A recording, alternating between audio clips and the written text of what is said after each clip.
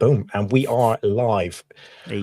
What's up, YouTube? Welcome back to the podcast. Today, we're going live for the very first time. Pre-recorded has been the status quo to date, but we thought we'd do something a little bit different. And once again, I'm joined by SplitScreen and Sammyboiii. Welcome back, boys. Hello, hello. Hello, hello. Good to be back. How has your Friday been? Busy. Well, Yeah. I say Friday. It's also a Saturday for you now, Sammy, right? Well, yeah, now. But yeah, Friday was a very busy day, but now it's Saturday morning, so it's the weekend for me, so I'm chilling. Hell yeah. Coming at us live from the future.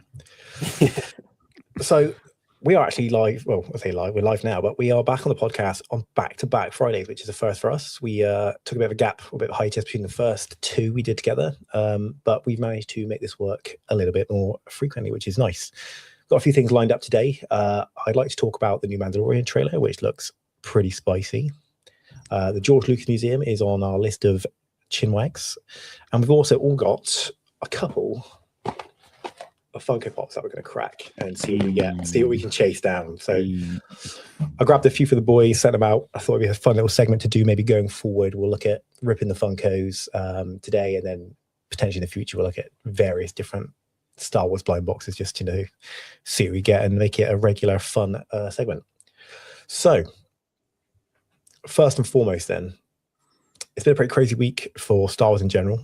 A few weeks actually.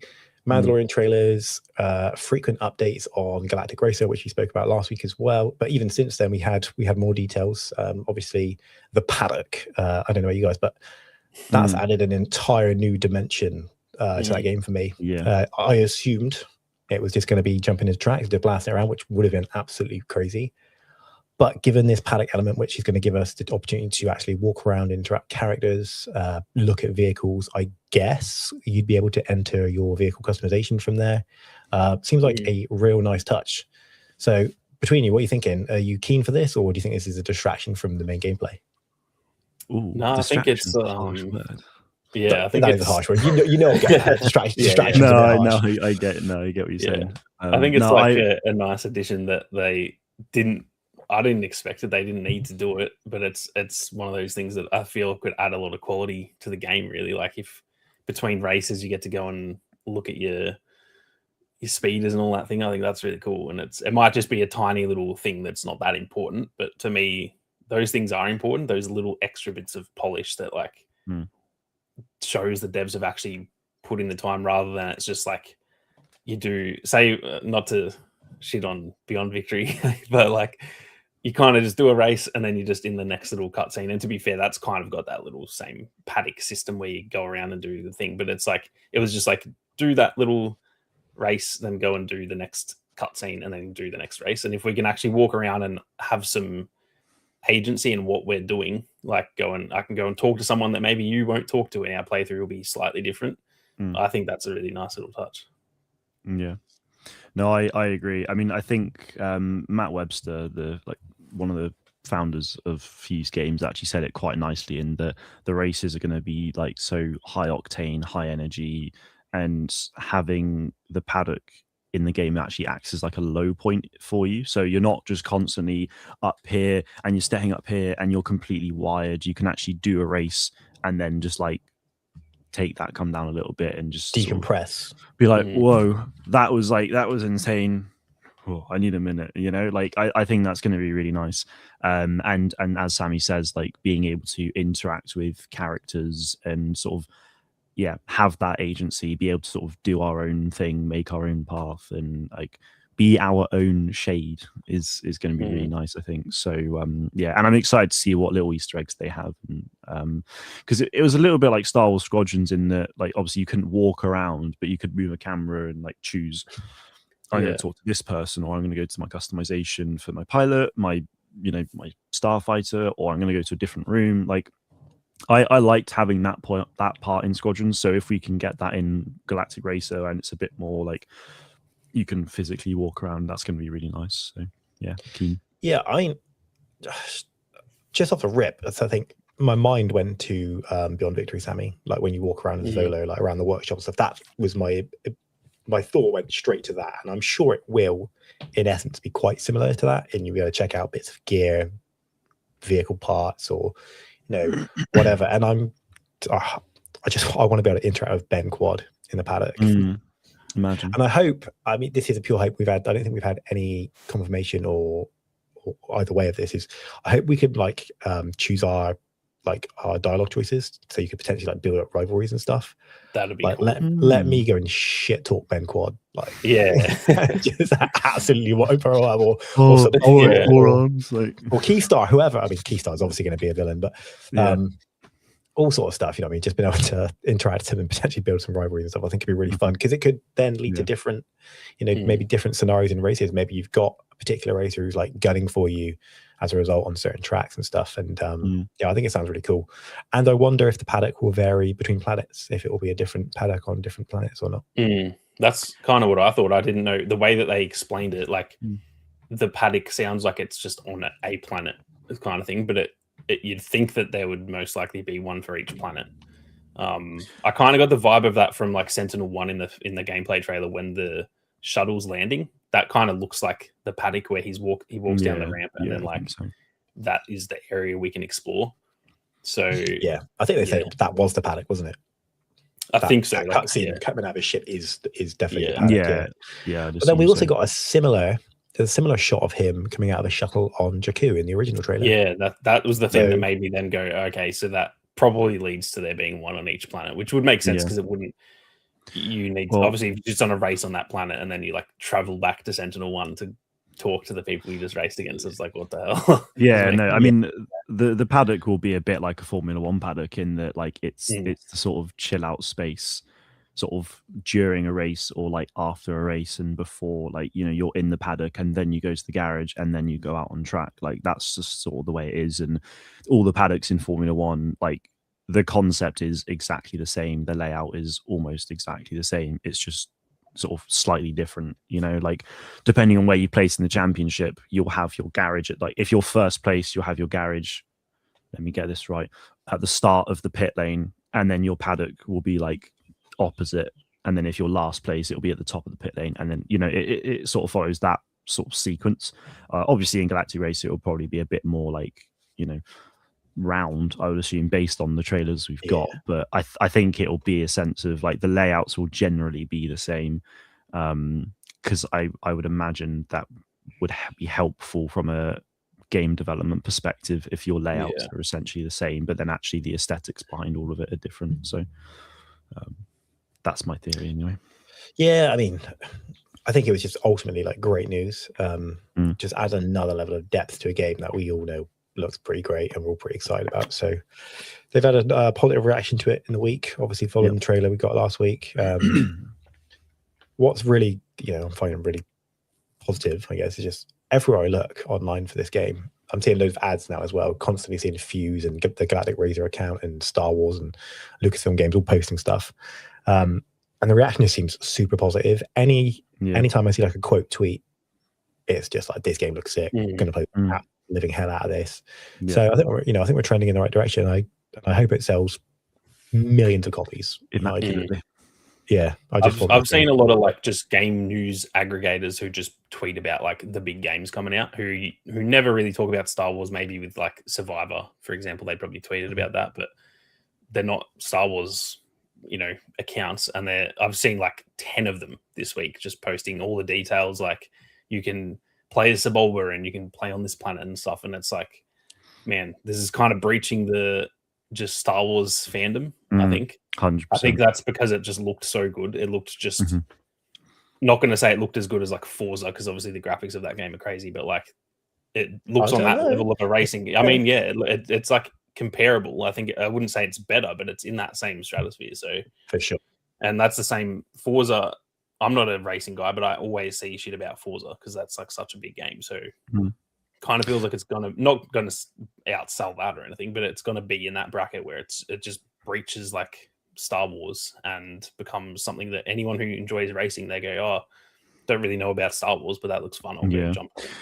But I think on that though is like because a lot of the developers worked on Need for Speed and Burnout, and both of those are such big car franchises in games. Like everyone's like, oh my god, like this is insane. Like they, the crashes in the trailers are comparable to Burnout crashes. Like so everyone knows that, and I think that's where all of this is coming from. Like it helps when you have such like highly regarded industry veterans working on a new thing. Like people are just excited because these guys are working on this new shiny toy. They don't care it's Star Wars. They just see that it's just like, well, yeah.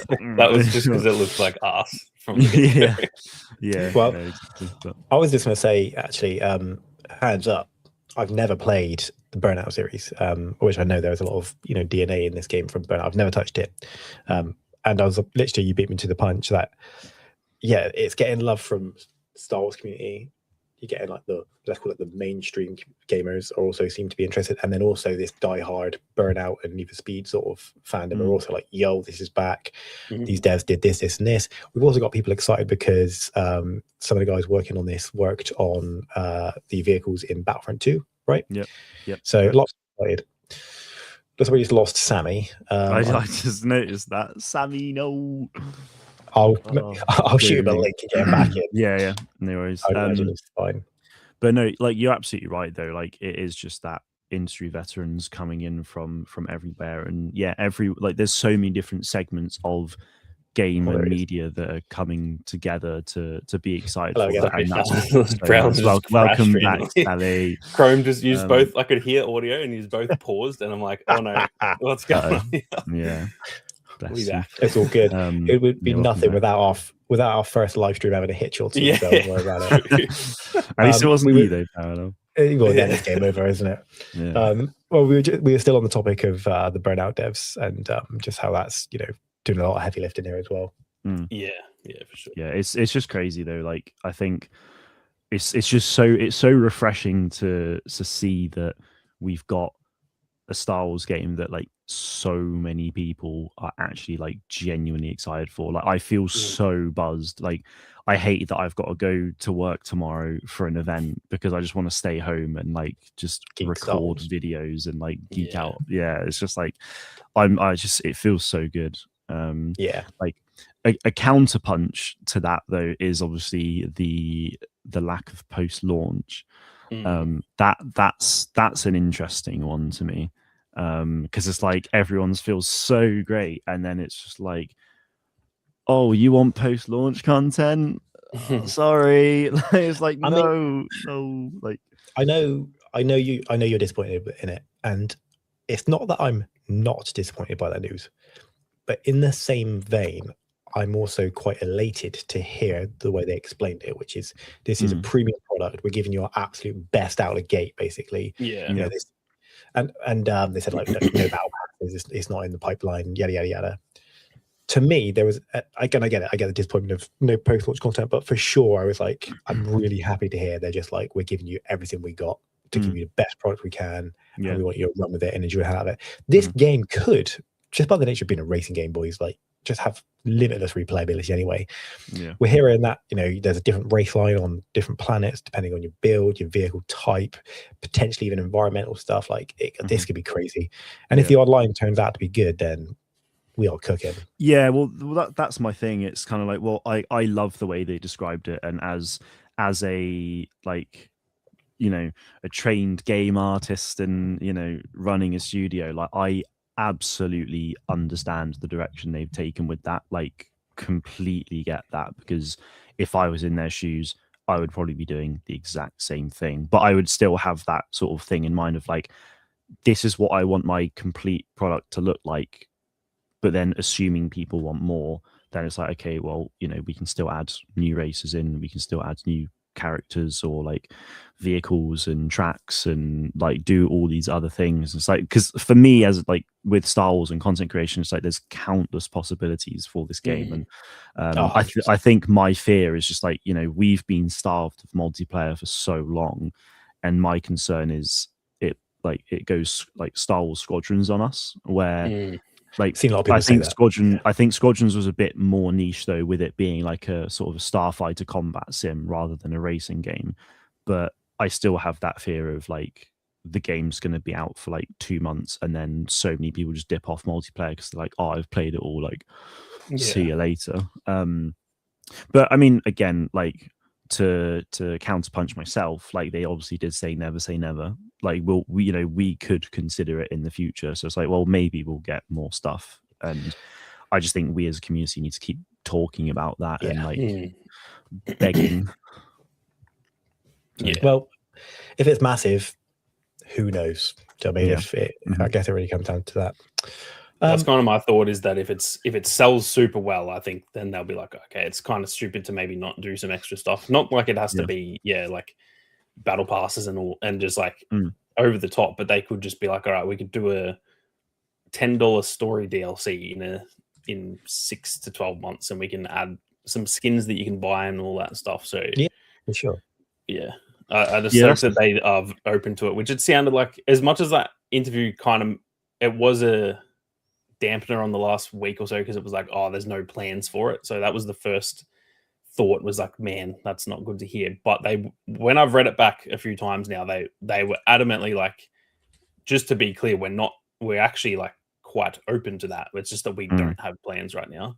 Yeah, it's not like, because I've seen other games do that where they say like that, like there's not going to be post-launch support, because that's kind of how it was with Squadrons. They actually turned around and actually did an update with a new like a map and everything, but yeah, they did too. They adamantly were like, the game's launching and that's it. Like we aren't doing stuff. So yeah, it's a bit more open than we probably think. But yeah, we just I think not so. Pressure them, but like try to coax them into, Keep- hey, like this is really good, encouraging more them. stuff. Yeah, for sure. And but it's kind of one of those things, like it's risk management at the end of the day. Like this is their first game as a studio.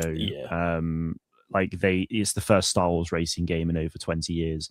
Who knows how this is actually going to go? Like it could completely bomb. And if they say, oh yeah, we're going to do post-launch content, like we've got X, Y, and Z planned for month 1, 2, 3, and 4, that means that they've already committed a lot of money to post-launch of this game. Like there'll be so much stuff in development and like content complete by the time launch is ready. And obviously that's a lot of costs that they might be thinking, oh, don't know, like, because they're not sure, they can't commit yet. So assuming like if pre-orders go live like next week and then all of a sudden they get an absolute killing from it, then it's like, well, maybe that will give them a bit of time to start thinking about, okay, well, because no doubt like developers didn't have stuff in mind that they're like, oh yeah, like, well, we could do this if we did this is how I'd maybe like lay it out. Who knows? Like they'll have things in mind, I'm sure. They'll probably have stuff written down, but it's just like I wouldn't have expected anything to be like production ready yet. Well, just as a final point on the Galactic Racer stuff, and we'll proceed onwards. I think it's fair to say that so far their team's been pretty awesome in terms of transparency, both in the community, in the Discord and stuff, as well as in some of these interviews. So, they're being very transparent, they're being very open about it. So I think, as you say, if the game does well, the community keeps talking about it, never say never, because they seem like the right people for the job, man. 100%. Yeah, completely agree. Cool. All right. I think we got a few chatters in it now, so let's dive into chat. I'll bring up some of the messages, see who's hanging about, and then I think we should jump onto our Funko rips. I know Sammy's been looking at my wings, or they've been looking at him. Right, that's who's in chat. So we got, yo, what's up, Amara? How you guys doing? I'm doing good, thanks, Amara. Very good, very well. Doing very well. Always good when I'm on the pod with the boys. Yes, sir. SV, what's good? How you doing? Welcome in. You're going to listen to us as you're working the paper. Appreciate it. Hope you enjoy this one. It's our first live attempt, so you have to give us some leeway if we have a couple of hiccups here or there, right? My bad. Yes, Sammy. Yes, Sammy. God. I panicked when the actual window went away and it just went silent, and I'm like, oh God, does that mean I'm kicked from the stream? Well, at least we know now, don't we? We can get you back in. So. Brian, hello there, everyone. What's good, Brian? Good to see you, man. What's going on, man? Brian says, the boys. Yes, sir. We are all together, yes. And I think, Brian, the good news is, at least my intention is, and I hope the boys do too, we are planning to keep this thing rolling for the foreseeable. Yep. It's like a second at home to me now. Oh, thanks, bro. SV says, Sammy rip. Yep. It was definitely rip. Jackson said Rip as Jackson, well. Sammy, God, That you was- poor thing. Roman plays. What's that? Roman. Roman, my boy. The Star Boys. Yes. SV's echoing. We said, or Yeah, what you guys it's said. about Sorry, squadrons. Yeah, don't do another squadrons. no. I want it to be a squadrons in terms of quality of game, but not. That was the thing. How The it thing that made Squadrons not getting support feel so annoying, and that's why I'm really wanting this game. Because like when that was in the lead up, we were all kind of like, oh, "Okay, it's a Star Wars game. It looks kind of cool. Let's play it." When it launched, we are all like, "Oh shit, this is actually sick." Give us Sammy, updates. do you remember that multiplayer playtest we did like the night before Yeah. launch? Like Yeah. you, me, and Twisted, we were just playing Night it, and before. like the night before, it was like the day before. Like we had a Yeah. multiplayer like sort of server test, and It was like you could, because we got footage for that. That was the first one we could capture and stuff. And man, we got some fun stuff done. Yeah, it was so good. Oh, I'm pretty sure I killed in like the PvP mode. Yeah, you're talking about. Yeah. Yeah. It was in the like the Galactic Battle one. I think I can't remember what it's called now. Fleet battles. I'm pretty sure I killed Star Wars Explained a couple of times. I was a bit of a menace to him, and I think I'm pretty sure I killed Jack Frags in that as well. And I was like, "Oh my god, I just killed Jack Frags!" And I was like, because I was on the mic with Sammy Twisted the whole time as well. It was, what a day, man! That was fun. I've only played a bit of Squadrons, I must admit, because I get it as part of EA Play with Game Pass Ultimate. So I downloaded it and had a crack. I've only played it in VR. I've never played it in non-VR. And I will say, quite a sick experience actually.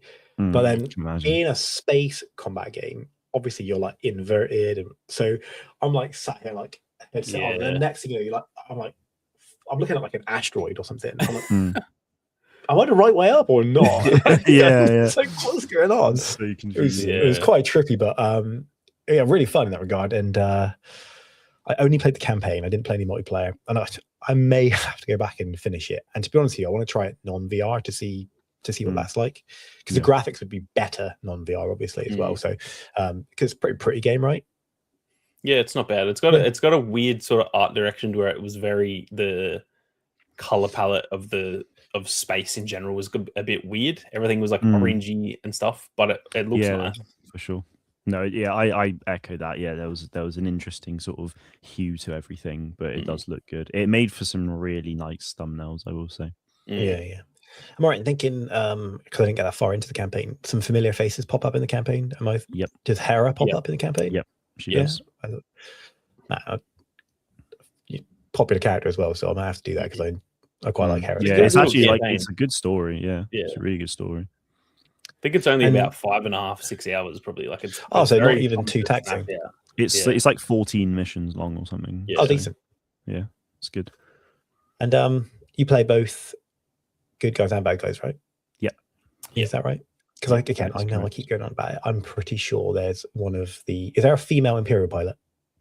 Yeah, I think so. Yeah, there's a couple. I think she's in Unlimited, the card game, and I was looking at it like I think I know who that is, but I couldn't quite put my thumb on it. SV's got Funko Rips. They're going to come in a minute. We'll be getting there soon.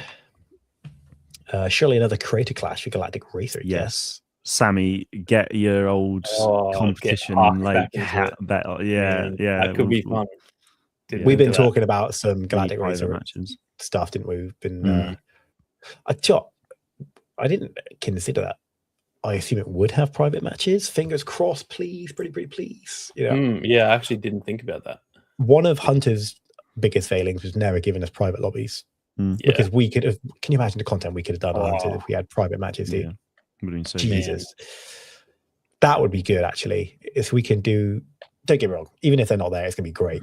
And I think there's gonna be enough people on that game online, especially in the early days, for it to be really fun. But we could have some real fun in some private lobbies. It would be so good. You could actually do like an actual racing league with creators. Straight up. And even just like the streams, like if I just want to jump on and stream and be like, all right, boys, jump in, we'll do a race. Who wants to play? Yeah, definitely. Yeah. Did Burnout have Burnout had like I remember playing Burnout not so much for the races. They had like the derby like modes where you would just crash into each other, and it was like so much fun. And I know that had private matches because we used to play it at school in class. The teachers had no idea. No way. Yeah, because there was I don't know, it must have been like not too long after high school. There was like a government thing that they gave like laptops to people at school. You had to pay. It was like nothing. It was like $80 or something, and you get a laptop, and they were pretty decent. Those like ThinkPad ones, that like the real popular ones. Yeah. And anyway, as soon as we got there, we all started playing COD 4 and like Burnout, and they had no idea. Wild. Well, sat at your desks playing COD 4 in the class. The teacher's currently telling us stuff, and I'm there shitting on kids in the class. We had like a big lobby. That's unreal. Every time the teacher would they'd do a little intro to what we're learning in that class or whatever. And then they'd start, it's like free work at that point, and they'd start maybe coming around to check what, if anyone needs help. And it was just unwritten rule, alt tab straight away. They never once caught us, and I'm not joking. We probably played like hundreds of hours of COD 4. That is mental. Never picked up on the fans just going crazy on your laptop. And we're all just like, we're all going nuts. She's talking up there, and we're just like, I'm just shitting on kids, and I'll like look at one of them and be like, "Fucking eat a dick, mate." And they had no idea. So that's mental. Yeah. Oh my god. Yeah, I love that. That is incredible. That's great. Wow. Apparently, Burnout Paradise did have private lobbies called Free Burn sessions is what it referred to. So potentially they'll consider some of their old features and implement them. Please do. So hope is certainly not lost. No. Amara said, "This is my first time being in a podcast. Thanks for having me." Of course, Amara. Listen, the podcast is galaxy wide, open to all from any reaches of the galaxy. We've got core worlds, outer worlds, fucking unknown spaces. Get your ass in it. Yeah, exactly, man. Everyone's welcome in the podcast. Right, without further ado, I want to rip some Funkos. Who wants to go first? I'll let one of you go first. Who wants to do Should we do like one each, like around? Yeah, I'll do it. Right. Sammy, you go first because I know you were desperate. Yeah, you've been waiting on this. All right. So I should show on the back what we can get. So yes, these are the options and the odds for them. Pretty cool ones in there. Not gonna lie. Who do you want? I think I want Moff Gideon because he's probably my favorite looking character in Mando. But his odds are not as high, so I don't know if that's likely. But I would say Mando or Moff Gideon would be my preferences. But yeah, we'll see how we go. All right, let's rip this bad boy. A little bit of let's ASMR. Get it.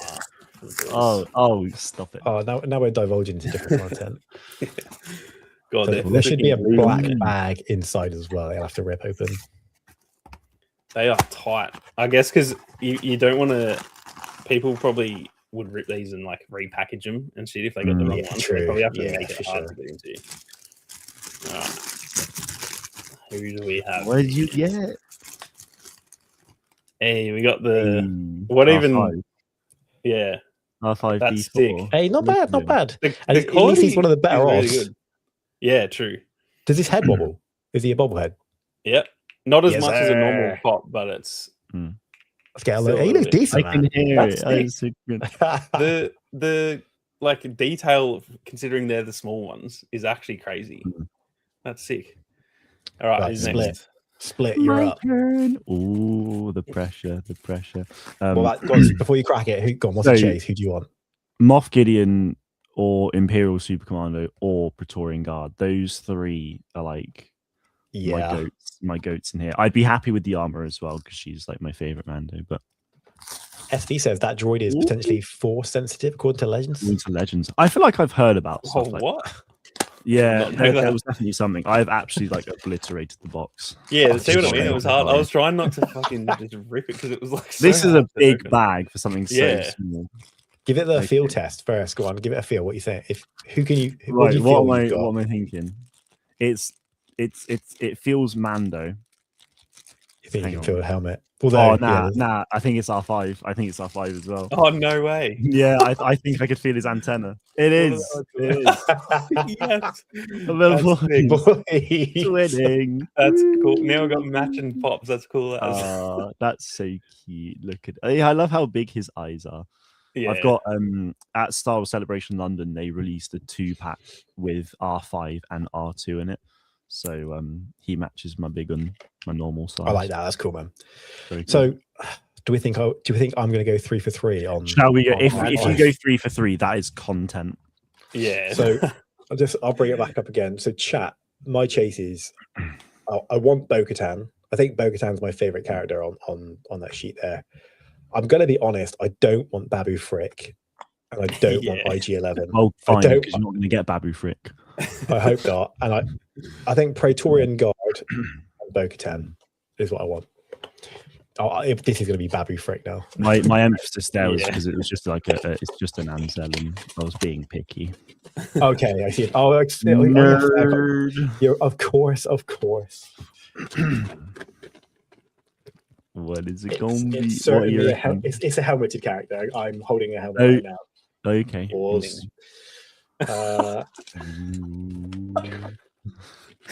See, I wouldn't have caught that. That was like a obscure enough one that I probably would have not caught that. I think I know who it is. Right, say it before you get it. Yeah, say it. It's been the biting method. I think it's the armorer. Oh, nice. Yeah, let's go. It's a good pull. Not bad at all. Armorer's helmet is so sick. Look at that shine. It's fire, She's dude. So cool, man. Yeah. You know what? I love her tone as well. That's a good pull. The reason I could tell is because I could feel the hammer. Okay. Okay. Because I was going to say, if you could feel the horns, I was like thinking, is it not Moff Gideon? That was what I felt for as soon as I put my hand in. I'm like, please tell me there's some horns in there. Yeah, that's what I was thinking. I was like, ooh, what's going on? But then I could just feel that one antenna. I was like, okay. Yeah. I got it. Sammy, back to you, bro. All right. So what are you saying now then? You don't want to dupe R5, do you? That's the only, realistically, that's the only thing I don't want. I'd be happy. They're all so cool that I think I'd be happy with any. But yeah, I'm still hoping for Gideon, but we'll have to see. He's nervous. Yeah, I bet it's gonna be R5. That'll be savage. Yeah. R5. I think it's the helmet. If either of the boys pull a dupe, let's get some Fs in the chat. All right. I can definitely feel. SV says dupe R5 for the content. I'd be so mad. I think it's a helmet. You could feel a helmet there, Sammy, wasn't it? Yeah, oh god. Inappropriate. Oh, we got. Oh, yeah. Decent. Which Grogu is? Oh, it's the pod one. So, as well. Look at that. Look at him. Wait, is that a frog with him or not? No, I think it's just his hand. Okay. Yeah, That's I see. Sick. I like the little stands they've got too. I didn't know they had the stand. That's nice. Yeah, it kind of replicates the larger Funkos, right?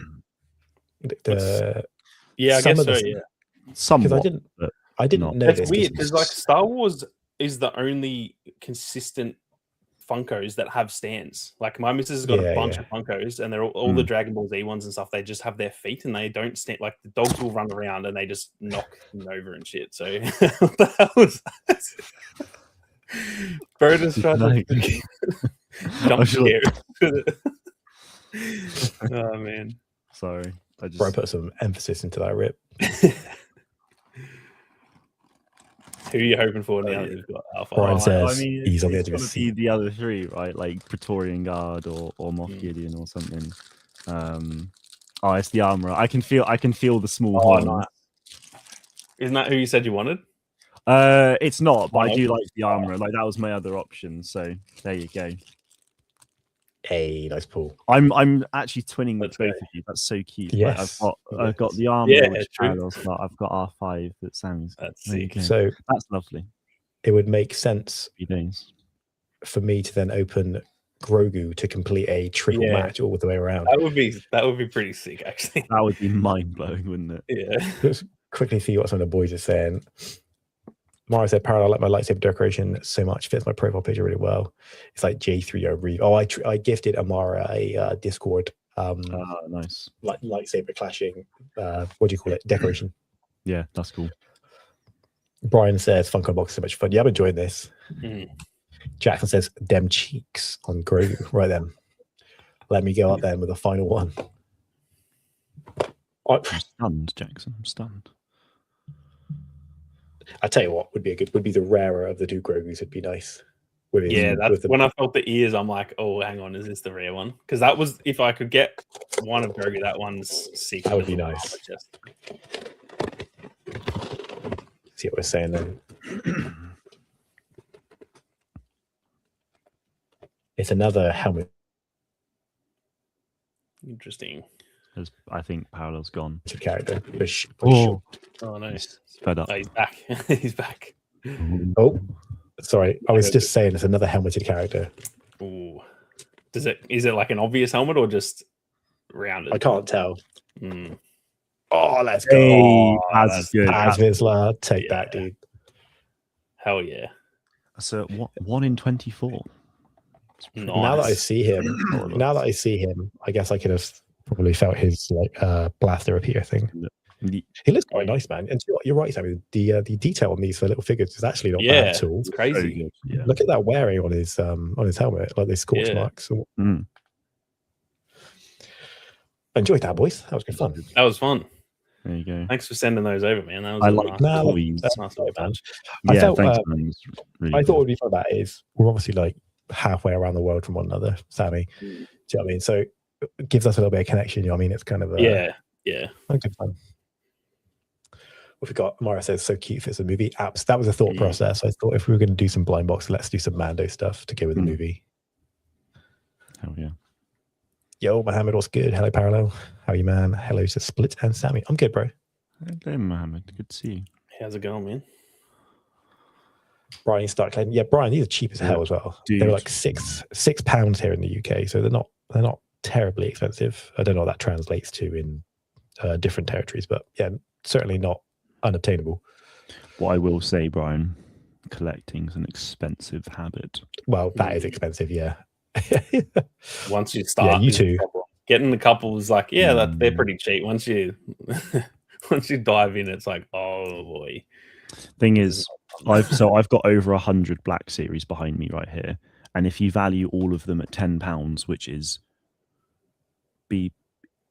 significant drop in percentage of their actual retail price. So over £1,000 spent on Black Series, and I'm just like, oh god! Like when you look at it that way, I'm like, what have I done? But there we go. I like them. What have I done? I will not stop. Yep, feels. Oh, so good man, says Mohammed. Brian says I collect Lego. What's a Lego CMF? Lego City minifigures. Am I being maybe? Don't know. And other Lego sets. If I'm right, I'm a genius. Lego is good. I'm halfway through a V19 Starfighter from last year at the moment. Oh, Lego collectible minifigures. Because you get those in like little you can get them in like little blind bags. You can get those in blind bags, yeah. Maybe that's Did one they to do. Did they do Star Wars ones? Yeah, that's what. Yeah, exactly. Precisely that. Precisely that. Fine. Another thing I did. I'll grab them quick.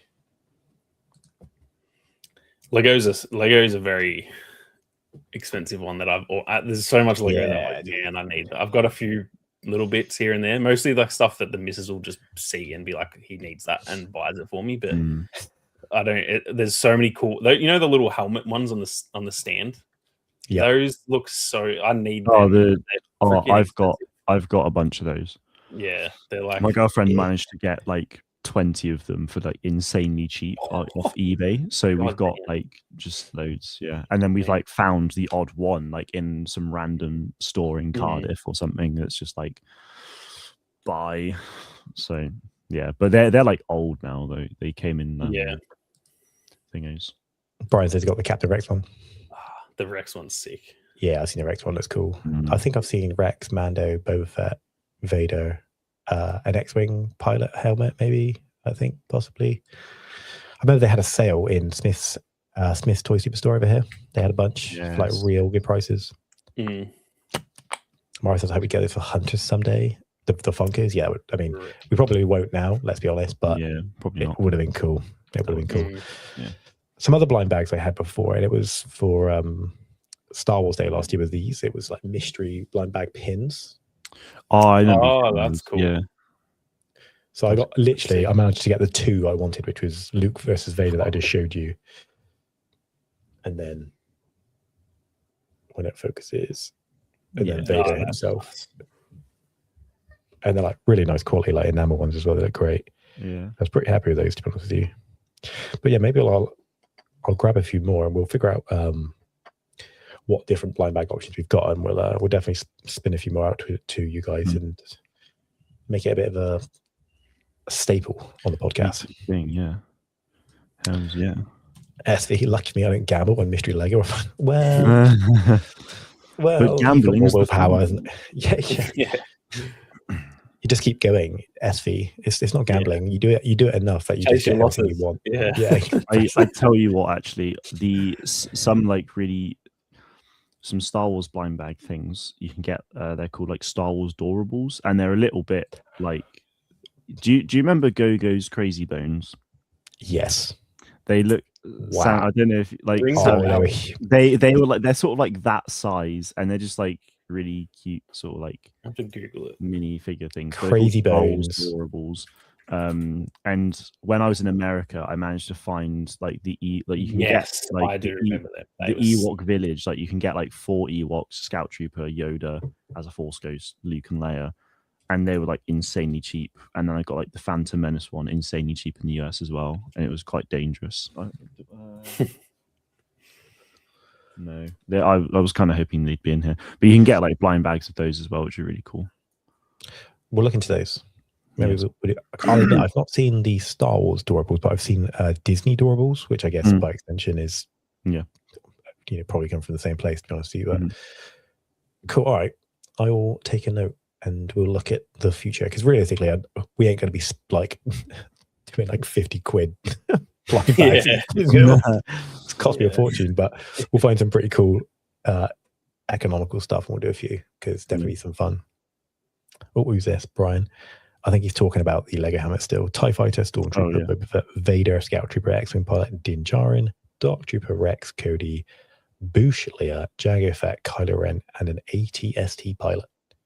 The 2 pilot ones are sick. They look so nice because they got the cords coming up, like the ventilation cord. Oh yeah, dope. And they look fucking awesome. Yeah, I've got the Dark Trooper, Captain Rex, Cody, Scout Trooper, and it's actually an AT-AT pilot.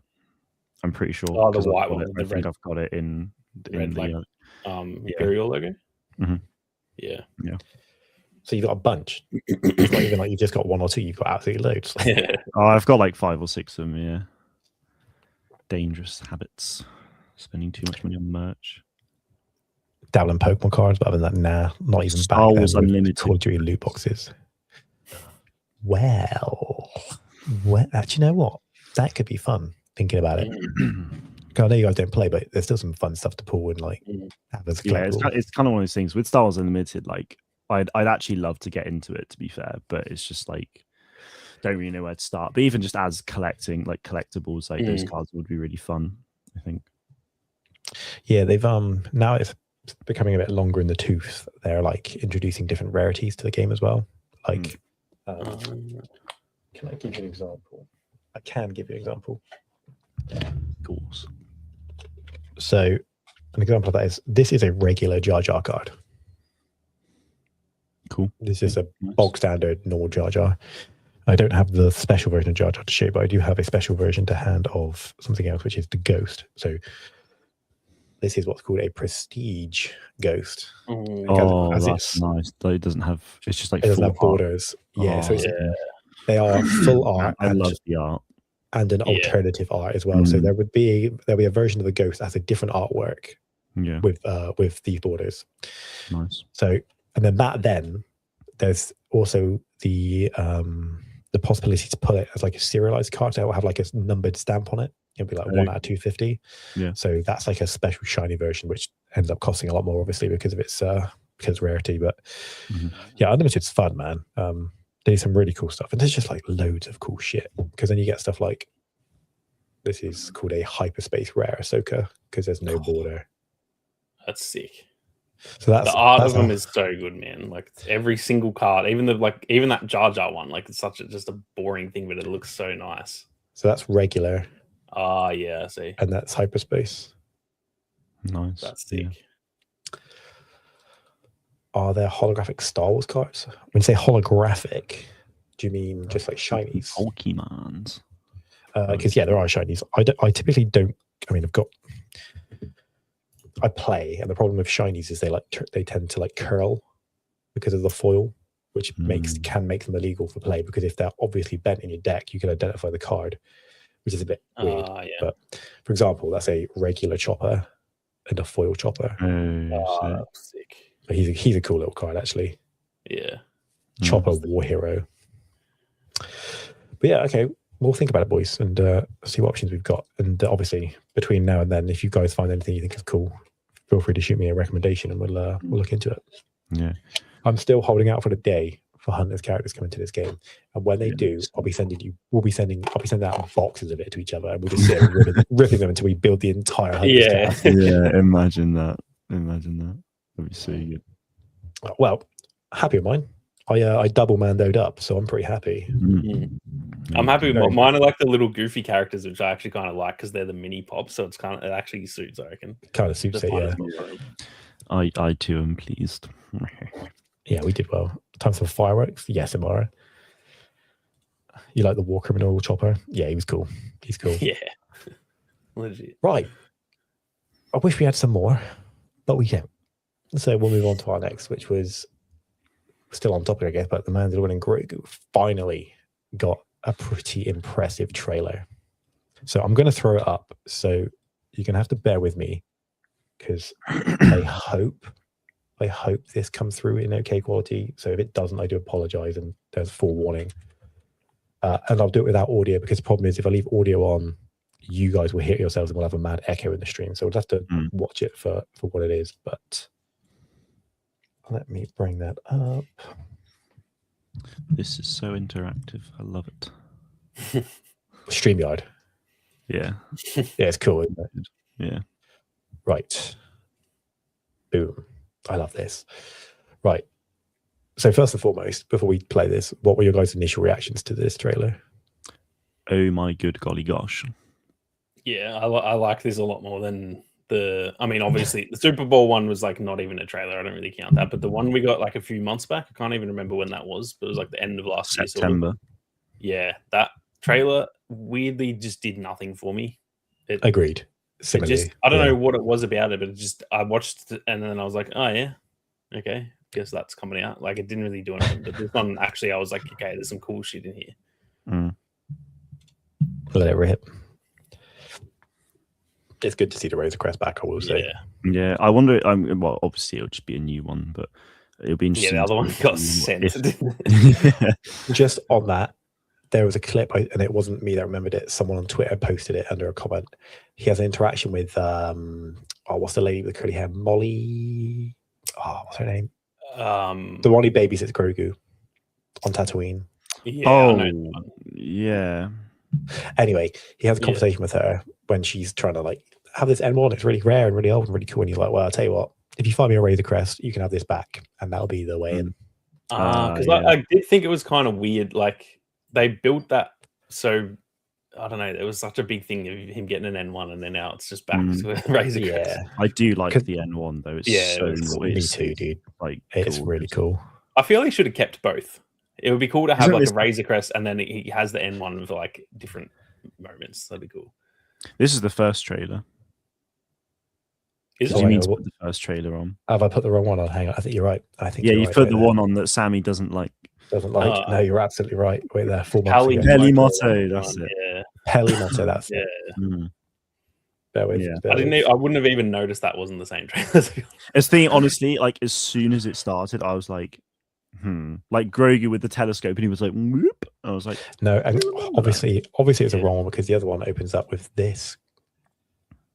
Oh what a shot! Right, what a shot! Yeah, that's This shot as well is gorgeous. I've got to say that it looks like they have very much like the color grading of this compared to the other ones, and even to the Disney Plus show, which obviously it should look better, but it just looks like a movie now. Like it actually looks really good. It really does, yeah. Do we think this is Coruscant or Nar Shaddaa maybe? Or Yeah, it's one of those two. It's something like that. I don't think. Oh, I mean, maybe it could be. It could be like, Nachadar because we know as that there's like- Huts involved in it. Like, yeah, Good call. true. so- Oh, if we can go Or- to Nachadar. Actually, here he's Nachadar? asking about the Huts right here, isn't he? Right Yeah. here, yeah. Yeah. Mr. Scorsese. Yeah, that's. I couldn't believe that. Thing is, I remember Bespin Bulletin actually said a while ago that he was in the film, and I completely forgot about it. Is that a That's a super battle B2. droid? Yeah, I saw Did not catch that the first time around. Wow. Yeah, yeah. something That's else on the right too that I can't sick. tell, but it's some sort of like security droid. Probably Some didn't sort of- recognize me because of the rusty arm. So these are like Imperial warlords. Yeah, those There was a cards. range trooper or So a that snowtrooper. that card, right, Oh, yeah. is really interesting because that's actually from like Aftermath trilogy. They say about a deck, like a Sabak deck of cards of Imperial warlords. So that's like coming from the Aftermath trilogy. They do. Yeah, I didn't even think about that. I saw something on this that apparently this was a real thing in I forget which war it was, that there would be real playing cards in real life. I think it might have been Vietnam or something. Oh, I can't say I'm surprised. Honestly, it feels like a very like And that what they would do is they would have these deck of cards that had like targets printed on them, like to discreetly describe, to get it there discreet without being found. And it would be like, go get this dude and here's a card. So it's got some like real world. Like, Well, it's funny you say that. I mean, I wouldn't be surprised if it was Nam because that like whole base just feels very like Nami. I'll be honest. Yeah, I might be wrong. Just to clarify that, I could be wrong. Also, can we just for a moment, two things? How sick did the snowtroopers without the like the veil? Look? Like, they look insane. But then also, I mean, I guess the argument is they're inside, so they don't need it. But also, why the fuck do those two just not have it on? Like, I was thinking that when I saw it. Just to look cool, to sell toys that I will definitely be buying. This Adelphi base as well looks so sick. Give me like Scarif vibes.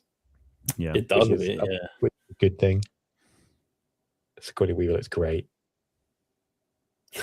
This too. I love that. So good. Are those mercenary droids? HK7 droids. They look the same but different. So they're the same droids that were with Morgan Elsbeth. Yeah. Now that I think of it, also the body of them looks like the one that the B1's head is on. Good call. And there is the boy Embo. Embo. I can't believe I was shocked. There were rumors, but I didn't think it was going to be true. Yeah, I actually forgot. Like, I've forgotten all of the rumors for this film. So then, like, seeing that, I'm looking forward to some of this. Like, just absolute. This, like, I'm so keen to see what this actually is about. Like, what is he doing? Where is he? But I mean, that's the thing with this movie is it definitely it has to set up other stuff. This isn't going to be just like the conclusion of the Mando seasons. I feel like it's got to set like Grogu has to be the future of Star Wars. I feel he has to be like 100%, a huge part of it. So that it's not just going to end all happy and they go off into the sunset. I feel like it's got to set up. He's obviously going to become like a Jedi. So this could be. I don't know. Yeah, no, I completely agree, Sammy. I mean, what I'm really curious to see is like, I mean, I mentioned this on stream the other day. It's just like, well, if Grogu's going to be the future of Star Wars, which clearly is, like, where was he during the sequel trilogy? What was he doing? Like, he's probably then going to be joining with Rey in her like future with the Jedi Order. Like, what's going on there? Have you ever seen the Rocky films? A lot of really interesting stuff. I honestly no. Well, I'm sure you know that in the Rocky films there is a very sick training montage when Rocky's training.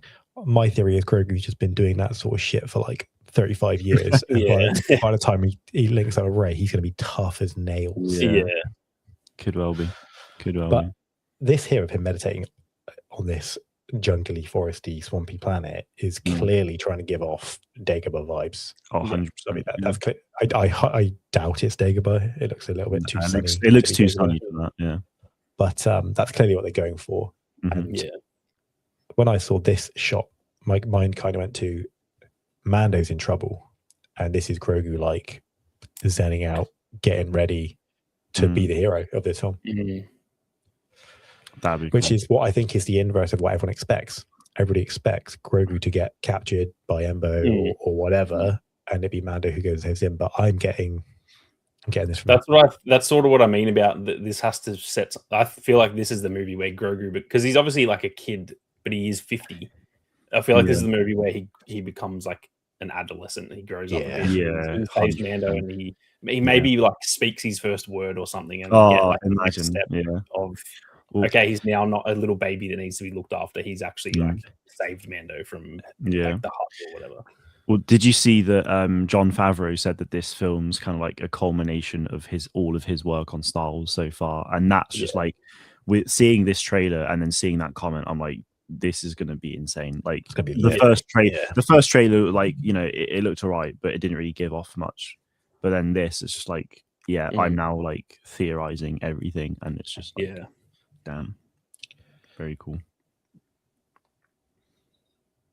Oh, then there's Rosso. He looks great. Oh, my guy. Also, who's this? Like, well? And then you've got the big snake, the big snake from the Clone Wars. It's so big, man. I didn't realize, like, in comparison to him. Yeah.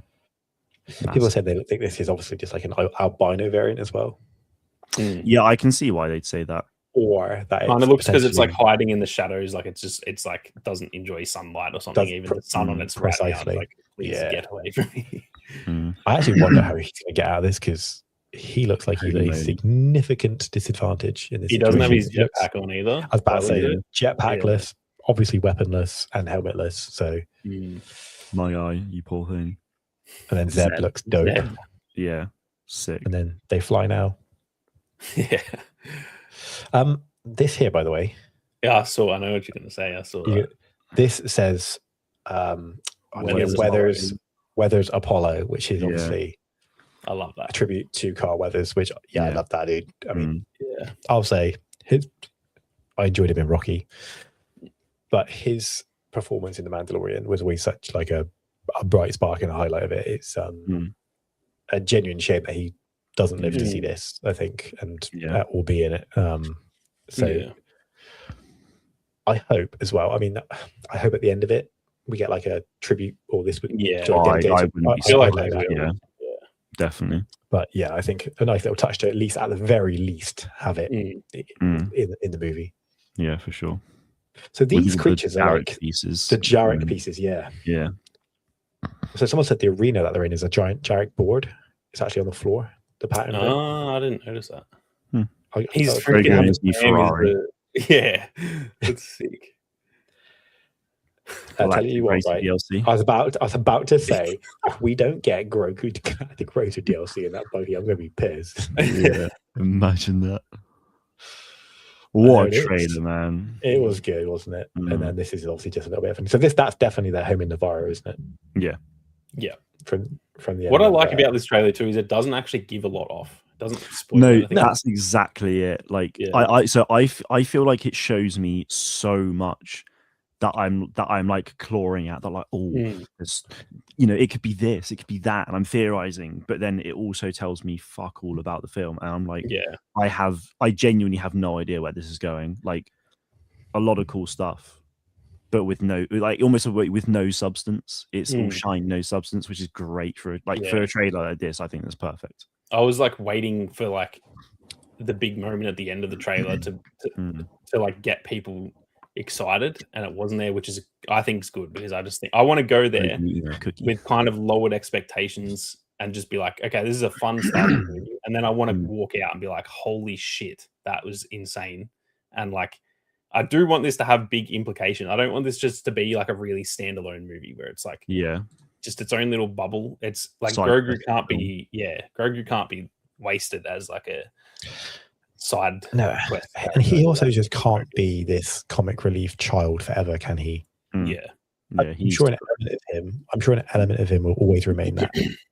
He's got to evolve and develop his character. And to be honest with you, I think, as you just said 5 minutes ago, something that comes with the development of being the one to save the Mando somewhere, and have that coming of age moment, essentially, and to being a fucking boss.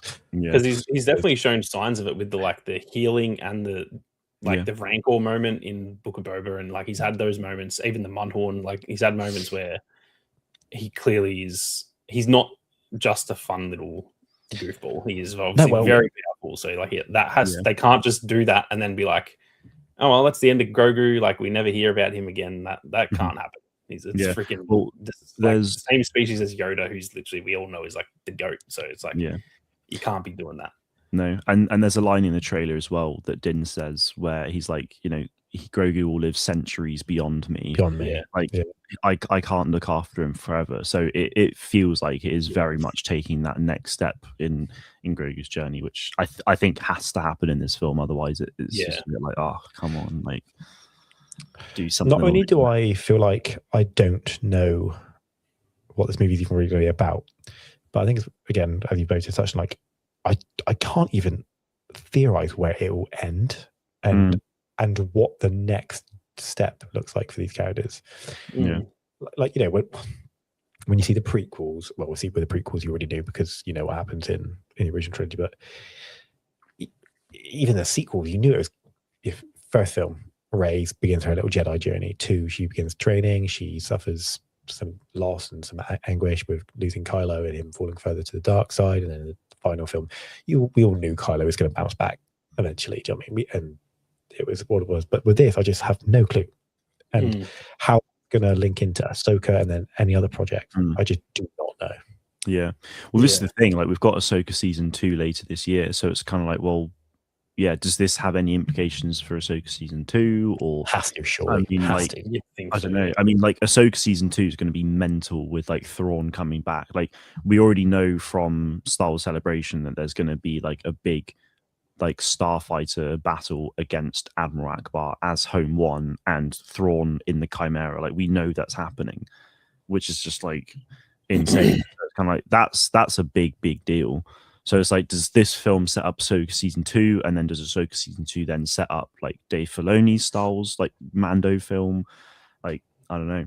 It's really interesting though. Like, I'm keen. Yeah, we're in a good spot. And just with in terms of them linking up, I mean, dude, just give me, as much as it's fallen in quality a bit these days, the MCU did things well. Those little tidbits from every film, like in Captain America, there'd be an Easter egg for Iron Man and vice versa, or in the Hulk, or was it the end of which one of I forget what the first thread was between the two. Was it at the end of the Hulk that Tony Stark turned up in a bar to speak to Bruce Banner or something? Yeah, stuff like that. I think right now it doesn't feel like they're doing that. They're not being quite as like gimmicky with it. They're trying to be just more. These are just our stories and they'll go where they go. But I would like some of it. I would like at the end of the film there to be a nod towards Ahsoka or Hera pop up at the end or something like that. It'd be cool. But cool.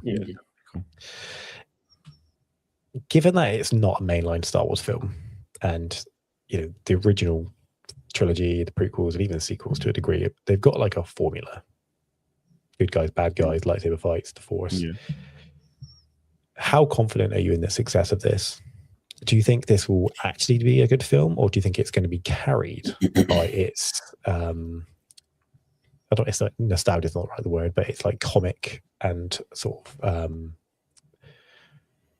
what's the word I'm looking for? Essentially, just the popularity, the pop cultureness of Grogu. I very much expect this to be maybe not in terms of finances. I think this will be very much like a solo movie where it's probably not going to do crazy numbers and it's not going to reach $1 billion and stuff, but it's like still a good movie. I still enjoyed Solo, and I think it got a lot of hate just because like that was the era when Star Wars just got hate for like everyone. I mean, it still does, but it was like bad then. Cool. Yeah, like I think it's going to be like that where it's going to do pretty well and it's going to hopefully be pretty decent, but I also don't think I'm not going to come out of this. I'd be shocked if I come out of this and be like, that's a top 3 Star Wars movie. Like I can't see that happening. So yeah, I'm kind of just thinking it will be Solo, but probably do a bit better and probably be a little bit better. And that's kind of my expectations, which is good. I think that's a good thing to have that level of expectation because it could be like awesome. And then I might come out of it like, damn, that was sick. Pleasantly Whereas surprised, if it's like kind of mid, I don't think I'll care much. if this movie's just mid, I'll just come out of it and be like, yeah, we got some cool moments. Like that's all I need from it.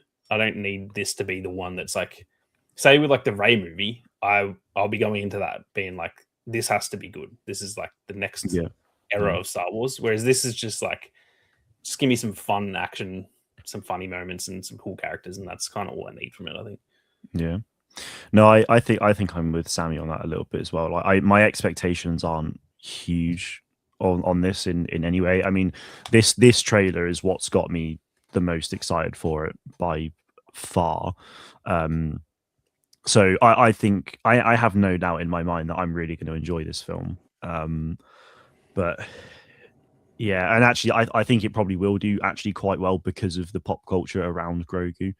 The amount of people like in the UK who love Grogu but have never seen Star Wars, like I wouldn't be surprised if a lot of them see him in this film and be like, oh, like there's a film about Grogu, I need to go and watch it. And you know, so I don't think it'll be carried by that, but I think that will give it a boost.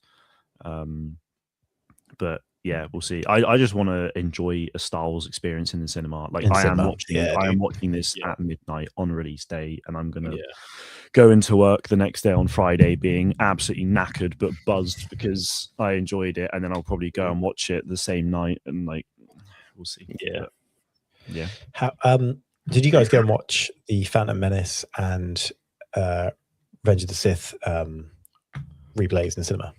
I watched the Phantom Menace, but not last year. They did, or I don't know, it was last year or the year before. They actually did marathon days where I live of both. Oh, nice trilogies. So we went and spent 11 hours, or it wasn't 11. It would be like 9 hours with breaks in the middle at the cinema and watched both. They did that. They did the original trilogy first, like months before, and then they did it for the prequels. And I was like, yeah, we got to do that. So yeah, that was cool because I think I saw Attack of the Clones and Revenge of the Sith, but I never saw the Phantom Menace in cinemas, so that was like neither did I. Yeah, in cinemas, and then same with the OT. Like obviously, didn't see them in cinemas. So well, I saw the Phantom Menace in the cinema about 10 years ago when 3D was becoming a big thing. Yeah. They did a 3D release, which sucked. To be honest, I never enjoyed 3D. I was definitely longer than 10 years ago. My God. Yeah, in fact, it was about 15 years ago. Yeah, it was when I worked at my first job because I worked with a colleague that I worked with. So yeah, it must have been about 15 years ago because I would have been about 17. But so that was cool to finally see it. But the whole 3D gimmick of it was whatever. The pod race, I can imagine, was probably something. Yeah. To be fair, the lightsaber fight was kind of spinny as well because it was like sabers coming in your face. I was like, what's going on? Yeah. But then I went back and saw that for its 25th anniversary, obviously in the last few years, which is really, really cool. I went to see Revenge of the Sith, which is just great, man. Just seeing those films in the cinema, it's just awesome. I didn't go to watch Revenge of the Sith, and I don't really know why. I think I was just like lazy, and I really wish I had, because it's like, well, I've not seen it in cinema. It's my favorite Star Wars film. Like, why have I not done this? We the cinema I was in, when Anakin pulled out the Youngling Slayer, a bunch of people started cheering. It was so funny. So funny. That's the thing with the comeback ones, is it's like all the like genuine fans go and watch that, so you get the big reaction. It was packed, dude. We went the first day and it was sold out, and it was all people our age. It was just the best, man. It felt really good. But the point I'm trying to make is, I don't think you can beat Star Wars in the cinema. My personal best Star Wars cinema moment was the Vader hallway scene in Rogue One. I was at a midnight release of that, and I was at the back in the premium seats, and I actually was like out of my chair. I stood up. I was like, "Oh my God!" Because we never saw the most I've flipped out. We never saw that level of savagery from him, did we? Before we seen him knock Luke about, but just watching him just murder rebels was mind-boggling. Yeah. If we get anything 50% as good as that in this film, buzzed. Yeah.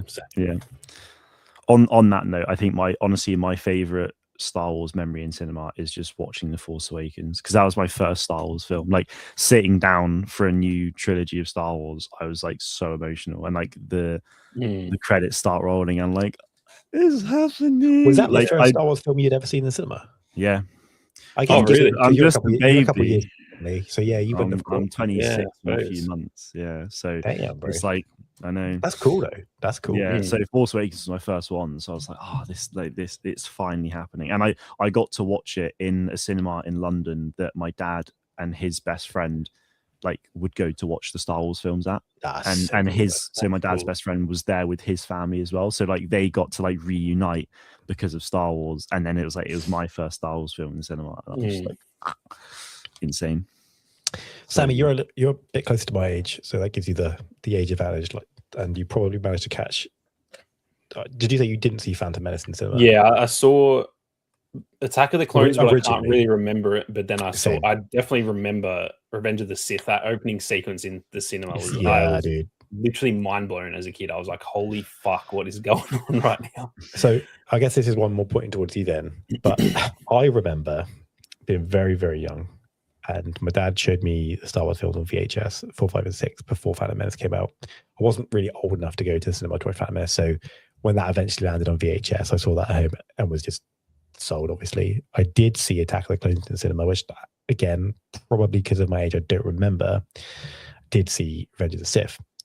But I remember the duration of it, just the marketing back then for those films. There was... Oh, I remember that, yeah.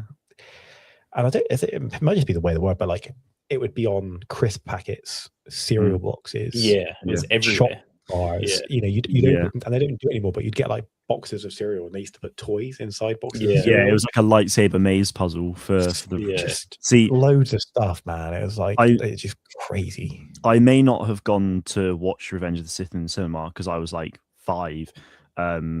Which I mean, I probably could have gone, but you didn't need to see a guy get burned. My parents didn't choose to take us, which I mean, I don't blame them. It's Star Wars. But I remember, like, we bought so many Kellogg's cereal boxes to get all the different lightsaber mazes, and we got so many duplicates. I've actually been at work, so a friend of mine is a colleague, and we've known each other for like 20 plus years. So there's a photo that like he's managed to dig out, and it's us like in our back garden, like playing with these lightsaber mazes, which is like insane. It's so cool. But I also remember Toys R Us in Cribs Causeway, you'll know the one parallel, I'm sure. I know the one. And like you go in, you turn right immediately at the door, and it was just massive Darth Vader, Revenge of the Sith, like just slap bang, and then you've got all the action figures and the Lego, and I was like, damn, this was cool. And there was some really interesting characters. I remember getting like a Massa Meda like action figure from there. I was like, I have no idea who this guy is, but he looks kind of cool. So, my brother got like one of the Polis Massons as well, like these fucking like big white faces, like tiny eyes. They just looked so cool. But yeah, so we just got them. So that's like my claim to fame with Revenge. And did you get similar stuff over in Oz for that, Sally? Yeah, we used to have the one thing I remember, which it must have, like, because I didn't see it in the cinemas, but there was for the Phantom Menace, they had like I don't know, maybe like I doubt my sisters would have seen it. Maybe Dad went and saw it without me when I was too young or something. But I had like a big cup, like a mug almost, with a lid on it that had a straw, and it was Jar Jar's head on the on the mug, and it was so sick. I think my parents still have that. I need to go and get it. But I feel like back then it used to be like there would be ads for the movies like on regular TV in between every ad break. There'd be Star Wars coming out next week, and it was like so sick. And now that just doesn't really happen. You'll get a trailer like what we've gotten here, but like I haven't seen any other marketing for this. Not the one. way of the I haven't world seen has any changed, ads or hasn't anything. it? It's like things just don't. As you say, like you'd be watching TV, like watching a soap show, and bang, in between it, Star Wars ad flashes up with like a different cut of footage that was on from 2 weeks prior, and now it's much more strategic. I think is probably the way. It's much more social media driven these days. Yeah, you don't really see film trailers on TV these days. I feel, and even the trailers themselves are big releases these days. Also, I know what you're laughing at. I've just seen it. And now that's stuck in my head all day. That whole thing was like phenomenal. Yeah, it was unreal. Great, dude. Like Obi-Wan putting Anakin's lightsaber. Oh no, it's alcoholic beverage. absolutely done to this day. Like, Yeah. just cut the movie and just put the thing in. Unreal way of marketing. Instead of, at the end of that Mando trailer, instead of Grogu with like a blue macaroon, it's a fucking Heineken glass or something. Yeah. Having a beer. Imagine. Well, in this day and age, he'd have like a vape, wouldn't he, or something? Yeah. Just yeah. It would really selling to the wrong crowd. Yeah. Oh god. But yeah, thank you, SV, for that. We needed that. It was amazing. That's just like peak social media moment as well. That whole That's like deep Star Wars lore. Like if you're at like a convention, was it Chile, right? Was it Chile? I think so. Yeah, it was one South American country. If you're like at some convention or something and someone gets that reference, you know that you're like, yeah, you're the fucking guy. It's such a deep, random piece of like Star Wars lore. Fuse Games. I need Cerveza Crystal sponsorship. Yes. Galactic Racer. Around the track and like, oh, dude, banners of it and stuff. Yes. Can you imagine? You actually just like hit. You go around a corner, you hit a billboard, and you hear the tune. Yeah. Can you imagine just seeing it in? If they just like put it in this in Orabesh somewhere really cheeky, that would be so good. I can imagine hearing it and you're going so quick that it's just, you know, when it's like a drive-by audio and you just briefly serve it and it's like you can hear it ahead of you and it's real loud and then it gets louder and then I'm making that video. I'm making that video. Yeah,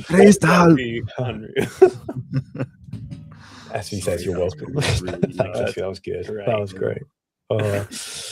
But back to the Mando bits of that is essentially, I know we went on a bit of a tangent there, but I'm just getting to Star Wars being back in the cinema and then getting cool trailers is good, man.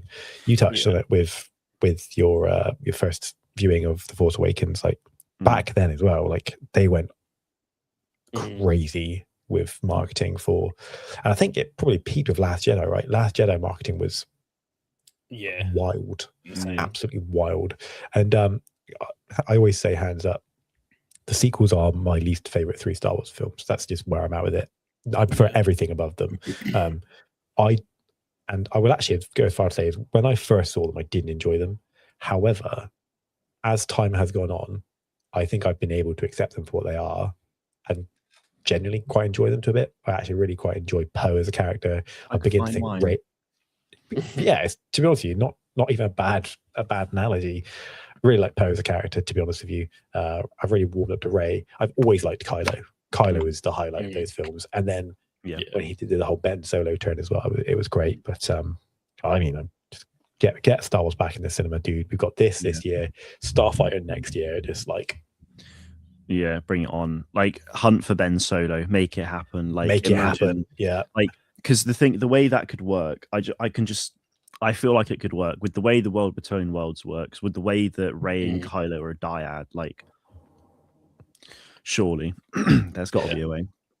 But also, I think I touched upon this in last week's podcast. But like, it's like Star Wars is just back, right? Like we got it's back, baby. More Shadow Lord in a month and a half's time.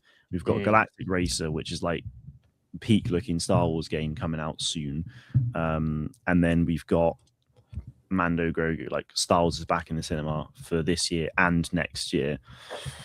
Who knows if we'll have one in 2028, but maybe. Like, well, I mean, dude, we got a celebration in LA coming. Yeah, boy. There will be enormous announcements of that. You surely do not take it to LA, and not even Anaheim, which has been before. They're actually fully LA this time. And it's the 50th anniversary. Like this one's going to be crazy. It's going to be insane. You got to get celebration. Like if you're not missing out big. I mean, is the Rey movie still on the back burner, isn't it? It's been paused for a minute. Yeah, things are still moving. Like Daisy Ridley has confirmed in interviews that like things are still happening with it, but I think it's just taking its time. So but I think we could be Ian boys. Like say, Ryan Gosling in Star Wars as well. He's like, that's going to be weird. I don't know how. I almost like don't know how I feel about that. I think it'll be good, but like, is that because you'll struggle to shake him being Ryan Gosling? It's Ryan. Like I'm going to be like, that's Ryan Gosling. And he's got not whoever you're won't have a lightsaber, but like it's Ryan Gosling with a lightsaber. Like that's we touched on this before, though. Talking of lightsabers and that film, Tom Cruise filmed the lightsaber fight, right? Filmed it. He did exactly. like part of Yeah. it. Yeah, he was there. Yeah. So I wonder what that's going to entail. I mean, maybe that's Rey, because the rumors are that film links into to Rey or whatever. So there is a thing about that. Yeah, I think it's looking bright, boys. I think on that like whole it's Ryan Gosling thing, it's like I 100% get that, but like he's also, I mean, okay, I know Blade Runner is like a big franchise as well, but like obviously he did Blade Runner, and he's also done this new film Project Hail Mary as well. So it's like he's done sort of space franchises that are like, well, obviously Blade Runner is quite big, but like I don't know, Harrison Ford did Blade Runner as well, so it's quite nice that he's sort of got that connection to Harrison Ford in that way. And then Project Hail Mary, I think, I don't know, I would assume it's a book before, and now it's like coming out to a film. So it's like, and that one feels a little bit more like out there than anything else that he's done. So it just feels a little bit more like a serious film than like, holy shit, it's Ryan Gosling, you know? So yeah, I don't. I think it's just for me that most when you look at now as an adult watching the prequels, there's obviously a lot of big actors in that, but as a kid, I didn't fucking know who Liam Neeson was. I was like, that's Qui-Gon Jinn. I actually didn't realize. So I actually didn't realize Liam Neeson was Qui-Gon Jinn for like years. I'd been watching it for so many, like I'd been watching The Phantom Menace so many times. I had literally no idea who the actor was, and then I found out it was Liam Neeson. I was like, how the fuck did I not get that? Like, it's so obvious. Yeah, I was clueless, you know. Do you know what I didn't know for a long time? So obviously Natalie Portman plays Padme and Queen Amidala. I didn't know that for ages too. Honestly, and I'm talking like, I'm talking like in the last couple of years, I didn't realize that Sabe, her body double, was Keira Knightley. Had no idea. Yeah. I remember as a kid not knowing, because when Pirates came out, and I'm like, I think that's Padme, and then I'm like, oh no, it's not. That's not Padme. But I was like, it got you well enough. Yeah, and then I was like, hang on, she did have. There was like two Padmes, because obviously it's her like double. And then when I went back and watched it, I don't know how old I would have been, but I remember being like, "Oh shit, they're both in it." Like I was mind blown. I was looking at the fuck. Yeah, like on a similar note, you've got Rose Byrne as well, who's another one of her like body doubles, and it's like I think she is like in the background in the Phantom Menace, but then plays an actual part in Attack of the Clones or Revenge of the Sith as a spoken role. I can't remember which one, but it's just like I'm a big fan of the Insidious horror franchise, to which she plays a big part in. Like so then I didn't realize it was her, and then I got really into Insidious, and then I went back and watched Star Wars, and I was like, oh my god, like it's her. And then you see all these like, you know, Rose Byrne, Keira Knightley, you can kind of see that they all actually like look somewhat similar, so they're like the perfect casting for body doubles. But then you just like, oh my god. Well, I was to say the confusion that you got there, Sammy, in Pirates is a credit to the casting between Keira Knightley and Natalie Portman.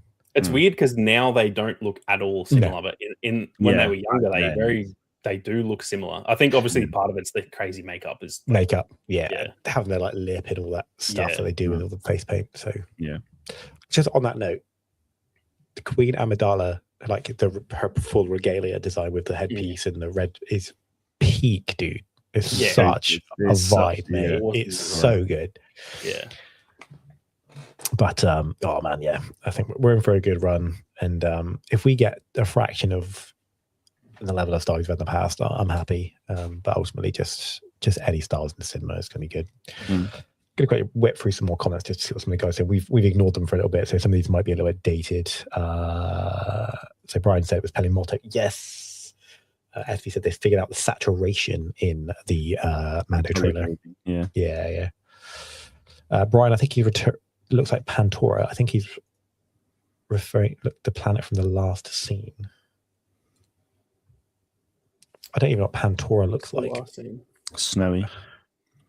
It's a snow planet, is it? Yeah. I know what the Pantorans are. They're like the blue skin dudes, because that's what George Lucas plays a Pantoran, doesn't he? He does, yeah. Aaron Papanoida. I've actually just seen him recently. I'm on my Clone Wars rewatch at the moment. So Grogu temporarily retired in the sequels because he didn't want to be cast. Yeah. Or get Samuel Palpatine. Grogu's too busy eating blue cookies.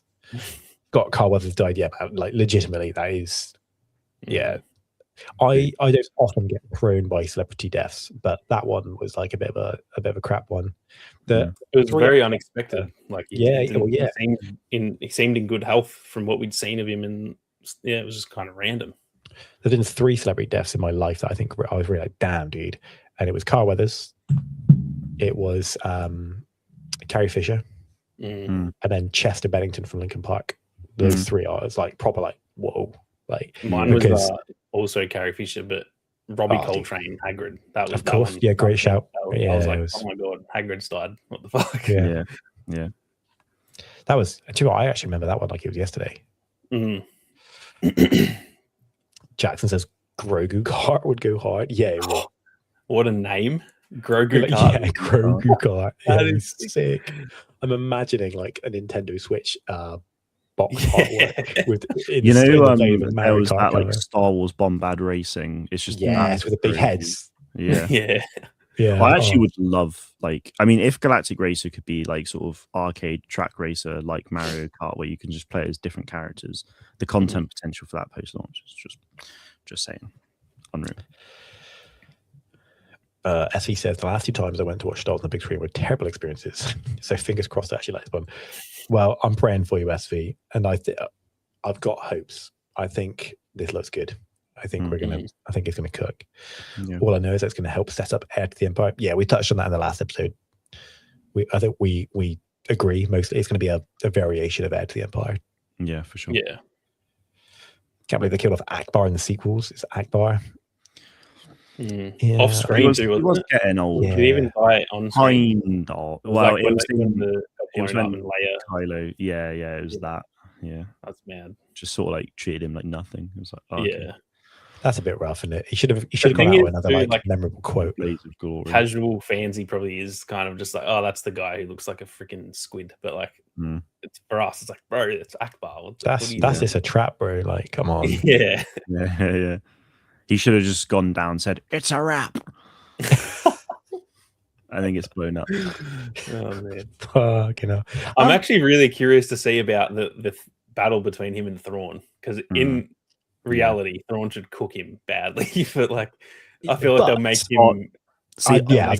They'll make Akbar like naval like genius as well. See, I think what they're doing with Admiral Akbar here in that is going to be like giving him the Luke Skywalker moment that Luke never got in the sequels. It's like, well, Akbar got there was so much backlash around Akbar and him not having like some big moment in the sequels that they're going to give it to him in this.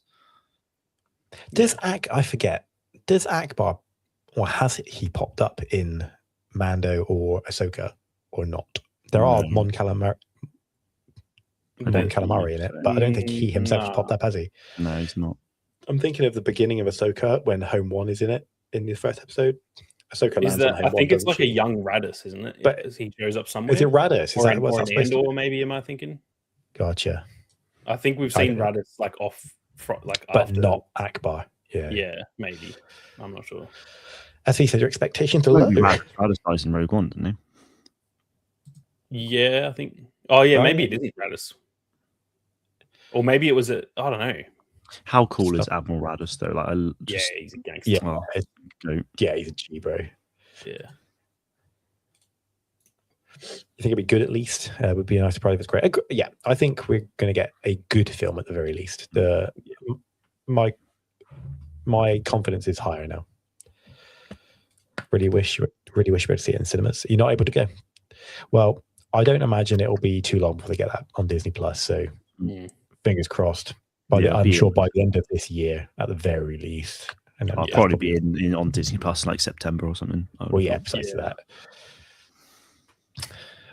I guess it's off the back of the Survey the Crystal. Have Pedro in his costume get a corona? Yes. I need Oscar Isaac's Poe Dameron. Yeah, dude, I really enjoyed him. He was a standout. Starfighter taking place after? Yes. Starfighter will be the furthest into the Star Wars timeline that we have seen to date, I believe. Isn't it is it 5 years? I can't remember. I think it's 5 years. That rings a bell, but yeah. Because the Rey film's 15, but I think this is like 5. So Is that what the Ray's supposed to be 15 years later? 15 years later, yeah. Interesting. It'll be interesting to actually like with whatever Starfight sets up, because if there is going to be like Sith characters, then it's like, does that set up the Rey film and stuff? I don't That's know. my confusion about like the lightsaber fight, which one didn't feel like it would fit in a Starfighter movie. But then like, that means there is someone bad with a lightsaber. So, and it could be like a training. I don't know, but I feel like it's got to be an actual battle. So like, Yeah, what's going on there? Like, who the hell? Who's bad at that time that has a saber? Yeah, could be very interesting. Could be Darth Talon. Set up by Shadow. Old as hell by then, but who knows? Yeah, I mean, dude, if that's the way they go with that, I'm all for it. Mm. I don't think they will, but I'm certainly not going to complain if that's. I just don't know who it's going to just have to be some complete random character that's like, I guess same as Kylo Ren. He was just random at that. Like we didn't really know anything about him before that. But yeah. Just give us some like proper glup shit over his lightsaber. Yeah. Like just absolutely completely forgettable dude. Just I've got a lightsaber by the way, and just Matt Smith, just like he's a villain, right? In that film? I believe so. Yeah, I think he's got like shaved head. Dude, I love Matt Smith. I love Matt Smith. I don't know if you saw the House of the Dragon trailer. Oh, he's the goat, man. He carries that show. He carries that show. They're all good, but like he's another level. It's unreal. Matt Smith as Damon in that show is my favorite character in the Game of Thrones HBO entire series of it. He is freaking awesome, dude. He's just like badass. Like him as a Sith, like that is exactly what I want. Is just Damon, just a unhinged. Like I just am gonna do what will get me what I want. I don't give a fuck what you think. I'm just gonna do what I need to do. That like he just plays that so well. Such a good actor, man. Do you know the lore of that show? I won't go into it too far, but do you know House of the Dragon? Do you know his character's like what his character does and achieves? And sort of. Not. I haven't read the book, but I know because they actually say it in House of the in Game of Thrones. Game of Thrones. So I sort of know what's coming a little bit.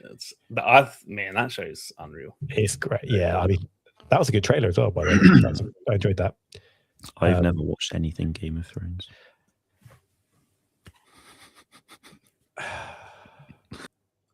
Bye. Get him out. Never again. I actually do like really want to start getting into it. Dude, like, you will finish it and you'll be like, this is one of my favorite franchises. It's unbelievable. It's so good. Solidarity SV, let's go. Everybody was telling me like, dude, you know, watch this show, you gotta watch it. And it got to like season 4. Season 4 had just come out and everyone was like, bro, like I'm telling you, this is the show, go and watch it. They're like, dude, you like Lord of the Rings? Like they're like, it's not quite Lord of the Rings, it's a bit different, it's a bit more realistic, a bit more grounded, but go see it. And I was like, all right, whatever, dude. Like I think I was in this like period of my life where I was like, I wanted to do the opposite of what everyone else was telling me to do. So I was like, ignored it. And I gave in. The first season is when you look back at it now, it's quite dated, but my fucking the end of that season though episode 9 and you're like, oh, what the hell? And then the whole show from there is just fucking you don't ever know. I don't think I've ever watched a show where I just don't know what the fuck is happening. Because everyone's like literally the main characters and stuff are all just like, you don't know if they're going to live or not get attached to characters in that shit. Just don't, dude, because if you do, you regret it and you'll be pissed. Just like, see you later. There are characters in that show who die that in any other, in Star Wars, in Lord of the Rings, you'd be like, this dude's got so much plot armor. And then that plot armor just vanishes. And it's also like, just in a moment. It's not even like it builds up and you're going, oh shit, I think he's going to die. It's just like, there's just a scene and someone just dies and you're like, you're watching it and you're like, am I fucking hallucinating right now? What has just happened? And it happens like fucking 10 times in the show. There's like 10 moments where you just like, what the hell? To give context of like the impact of that, and I will use Star Wars as an example, is Luke returning at the end of The Mandalorian season 2, and how I'm sure your jaw probably hit the floor like it did everyone. And that's just like, you're like, oh my god, this was peak. That happens in several seasons of Game of Thrones repeatedly, and you're like, the seasons in the just middle too. The seasons like from 4 to 6, just it's like every second episode something fucked happens. Fucking crazy. The episode, the amount of cool battles and shit too that are, there's like nothing crazy happens, but just you're just glued to the screen the whole time. You're like, what the fuck is going on? Interesting. And then House of the Dragon, for context, is a prequel series. That's I know that. 300 years prior, 200 years prior, something like that. Somewhere in that region. But yeah, Matt Smith. You've got that new one as well, the Seven Kingdoms. I haven't started that. Me either. I've just read the book though, and the book was lit, and everything I'm seeing about the show. The last episode got a 9.9 on IMDb. Like it's crazy. When you say the last episode, is that the season finale? As in the latest. The latest. I think in 2 days the final comes out, and that would probably based on the book. That will be we're gonna binge it too, because it's usually I watch them as they come out because they're short episodes. I was like, I just kind of want to send it and just watch. How long are they? Are they not an hour? They're about like 30 to 40 minutes, I think. Oh, interesting. Because Game of Thrones and House of the Dragon are usually kind of 50 to 60, aren't they? It's just because the book, like, the book's very small as well. Yeah. It's also just the story of it. Like I read the first, there's like 3, they're like novellas, like small novels. Yeah. The first one I read in like 2 days just on the beach. Like it's a real quick read. Like, so there's not that much they can tell, but they've also said they could make this for like 20 years. Like there's unlimited stories. They could tell, so. I saw that. Keen for that. But back to Max Smith really quickly. Yeah, if we get space Daemon Targaryen, sick. Unreal. He doesn't play a villain so much in House of the Dragon split. He's on the side you would consider the good guys, and he works with I think you call her the main character, Rhaenyra. He's basically her right hand man. I won't divulge any more than that in case you ever do watch it. But he just he just does. He's almost like anti-hero, dude. Like he's he's got the right intention. He's like the Punisher in not in mannerisms, but in where he operates, which is like, I'll do what I want to do, and like he'll commit war crimes, like massive war crimes. Yeah, to the greater good, and just be like, it worked out, didn't it? So don't worry about it. It's fine. Fantastic acting. Nice. Yeah, I would say sublime.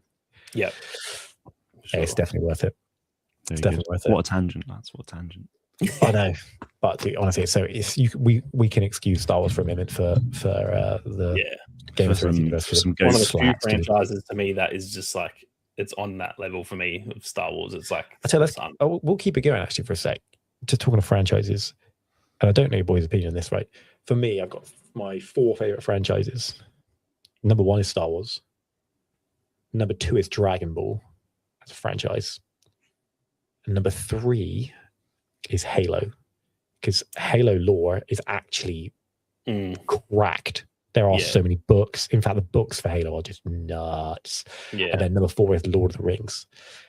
The question I've got for you is, are you boys into like Lord of the Rings? So is it something you give a shit about? We're watching Rings of Power at the moment. I'm a huge Lord of the Rings fan. Massive fan. I am a big fan of the franchise. I can't say I know like anywhere near as much about it as I do like the MCU and Star Wars, but it's like my third favorite franchise. It's up there for you guys. Yeah. Well, I say third actually. It's probably 4th behind Harry Potter. Yeah, my big 3 is Star Wars, Lord of the Rings, Harry Potter. That's like the goats, the untouchables, and then Game of Thrones probably nearly gets in there, but it's because it's like a show. I didn't grow up with it. It's a bit different, but it's in quality. It's up there for sure. Yeah, it's Star Wars, Marvel, Harry Potter, Lord of the Rings. I would say. Yeah, I mean, but Star Wars. In terms of actual films, though, I think the Lord of the Rings films are. Lord of the Rings is the best trilogy. If we're now talking about just the films and not talking about the franchise as a whole, that's some heavy hitters right there. Nothing comes even remotely close as a series than Lord of the Rings. Like literally not even close. Probably the Dark Knight trilogy is up there for like quality, but that's best superhero films ever. Best superhero films ever, without even a question. The Winter Soldier is the next best superhero film after The Dark Knight, and there's a decent gap between that and the Dark Knight trilogy. They are immaculate films. Yeah. Unreal Yeah. movies. Right. I want to talk about the George Lucas Museum next. I meant to do a stream on this the other day, and I put my daughter to bed and fell asleep next to her and left the scheduled stream up and just never attended it. Really sorry, guys. So if anybody turned off that, I apologize. I woke up the next day and I was like, "Fuck." And I hate to say I've done that a couple of times. And then I've woken up and like looked at the stream chat. And people are like, "Where is he?" It's like, asleep. Before we move on, actually, really quick, before we get to the museum, as he says, there's a dark Jedi from the Legends and heir to the Emperor that tries to become the next Emperor. I'm thinking he's a bad guy in Starfighter. That'd be cool.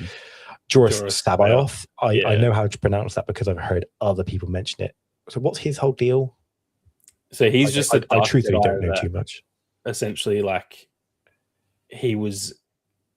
I can't fully. It's been a while since I read that trilogy, but he was like in league with Palpatine before he died, and then he actually has a part to play in trying to clone Palpatine back, as well as he actually tries, or I think he actually does clone Luke.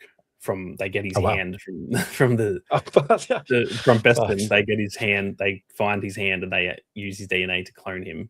And his name is Luke with 2 U's. Like, Legends is some crazy. Literally. If you Google Luke with 2 U's and Star Wars, it'll come Luke. Up. It's like a running meme in my Discord that we just always double letter Luke. But he was a cool character, man. He was very unhinged, like a hermit, like Dark Jedi. Like he'd been kept to himself for years and years, and he baits them in by it's seeming that good. Guy. Okay. Yeah, you would have seen him on the cover of it, I reckon. They had a Black Series released for him. Oh, they did too. Yeah, recently. Yeah. I've heard his name come up in comparisons to 2 characters. One of which was Balin Skull in terms of like inspiration. And Taron Malicos from I was Jedi. just about to say he gives me Malicos vibes. When I was playing Fallen Order, I actually had to like Google. I was like looking at all the info we knew about him at the time, and I was like, "Is this actually him?" Because I genuinely thought it was him. I thought they were trying to set that up because they're so similar. That is the best way to describe him. He's just unhinged. He does also wear like he has no shirt on. He wears like a coat with no shirt on and shit, and he's just like, he's just kind of an insane character. And I don't want to spoil the trilogy, but he kind of presents himself as a good guy at first to them, it turns out he's not. He's because he's got a blue saber, but he ain't a good guy. That's for sure. I need to. My Legends knowledge is. I know a few bits about it, especially more of the like Use and Vong stuff. I was a bit more knowledgeable about that, and then where it goes with some of like Luke's descendants and stuff. But yeah, it's spotty in some areas, but yeah, maybe it's something for me to check out. But I mean, if we get that sort of character, I'd be down for it. However, I think that's what they're giving us with Balin in the Ahsoka series. Yeah, and I think Balin will be like possessed by Abeloth and be like some mental dark sick Jedi shit. And I think there's a rumor or someone on set had said something along the lines of Balin having a saber duel with Anakin. That would be sick. And the way that could happen is what's the book? There's a book that's about Luke and Lando. And basically Anakin. Shadow of the Sith. Shadow of the Sith. Yeah. And Anakin like manifests himself physically and uses his saber to fight off some Sith specters to save Luke. Oh, really? In that book, he like appears as a spectral figure, but the Sith specters themselves, I guess, are an element of Force creation. So I guess that's probably how the interaction exists. But yeah, he like uses a saber to fight them off. And I need to read that. That's sick. The vibe I'm getting from Ahsoka is obviously we saw the whole Anakin and Ahsoka training battle, or whatever you want to call it, in the World Between Worlds. I bet there it is. You just haven't read it. You have it, but you just haven't read it. I have it. I just haven't read it. It's a fucking big book. A big boy, yeah. Oof. I reckon that Anakin in Peridia will be like, and especially on that planet, which clearly has like special force attunement. I think he'll just be like amplified, And I wonder if it's like, he'll have more power there because of the way that it all works. It'd be like there. Mortis. He's at like the apex of the Force. Do you know what I mean? And as being the chosen one. And I also reckon that Dave Filoni understands the disappointment from the sequel trilogy and kind of what it did to like the Skywalker legacy, and wants to give us like a nice big Skywalker fulfilling his destiny, being the chosen one moment. I can see that coming. Yeah, that'd be cool. Right, should we do Lucas Museum? Lucas Museum. Go there next year. Well, this is it.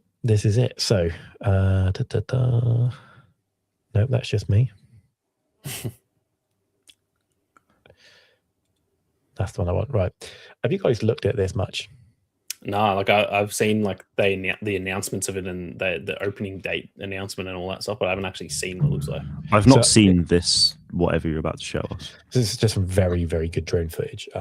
So it opens later this year. I'll tell you when. It's in September 22nd is when it opens later this year. So that's the same day that Mando and Grogu got the trailer last year. Maybe it was meant to be. So this is just some real cool footage, and it's just outside of downtown LA, and it just looks, it's like the craziest building you've ever seen, dude. Like, it's wild.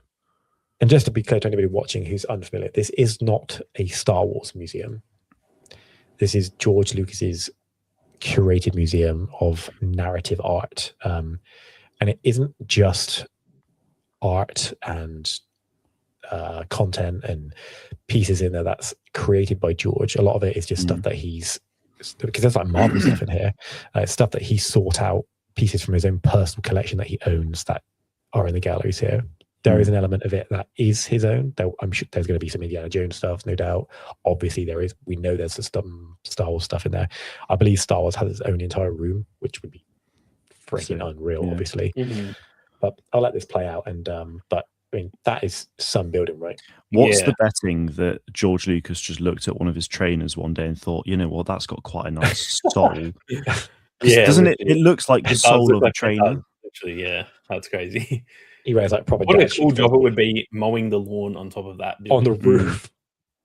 Yeah, I mean, because like, is that accessible? Like, as in, I think not. I think. Like, it looks like there's some rooms up there. Look, there's glass windows. These walkways certainly are, but I don't think the actual grass tops are. Yeah, especially because there's glass on the other side of that back one, so people would be standing on that and breaking it.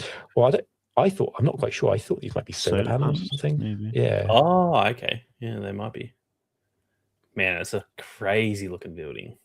It is, yeah. And this here is the USC Trojans American Football Team Stadium, which is where the Olympics were held in Los Angeles as well. Because you've got, this is the football stadium. Is that a college team?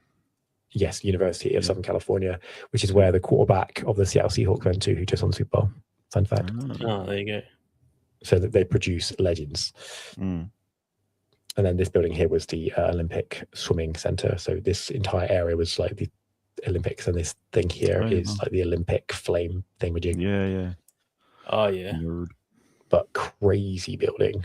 Yeah, that's sick. Some proper sci-fi shit right there. Yeah, we have to go. I think that's where LA.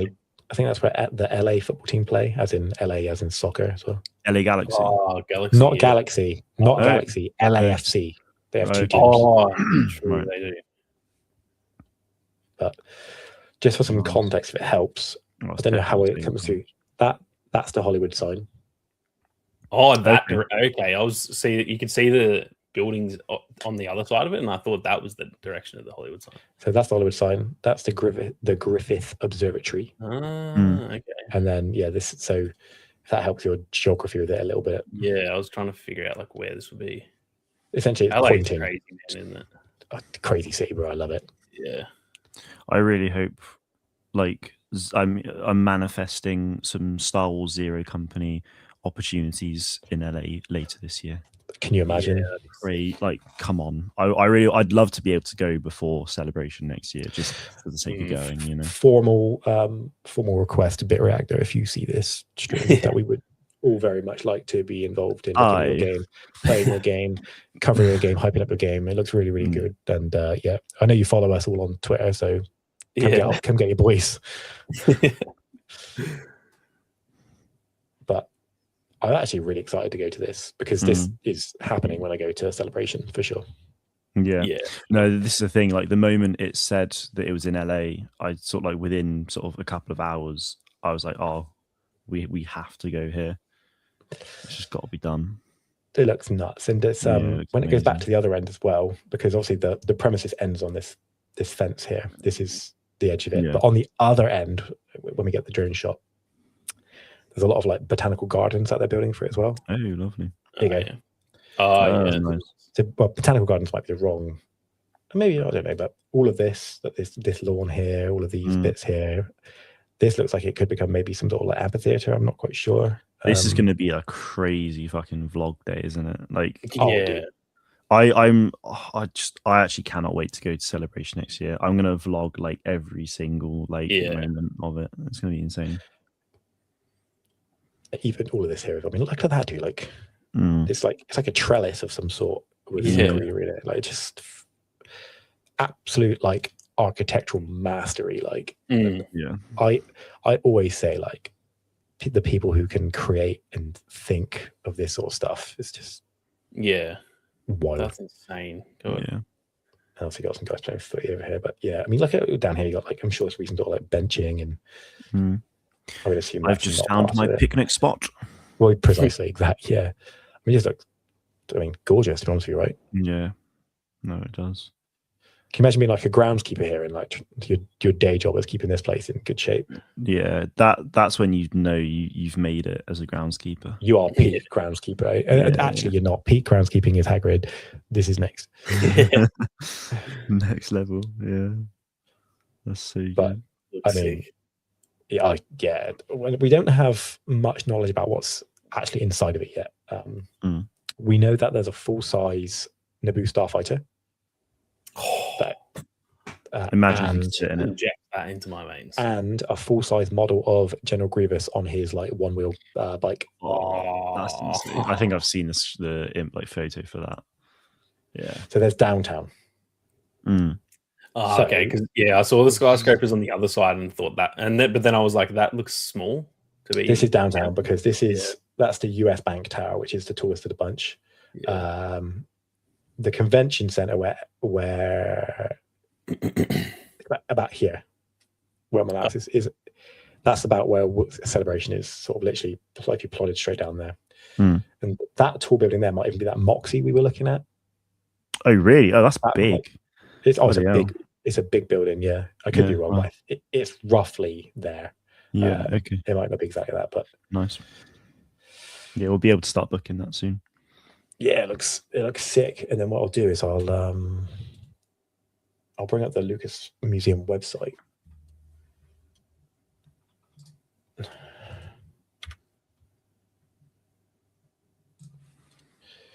So here we go. So it's opening. I mean, look at those shots, dude. Where they've like made like a tighter shot. It just looks pretty crazy. And it's like this whole like eye thing in the middle. And I think that shot there as well, like, it's huge. It's absolutely massive.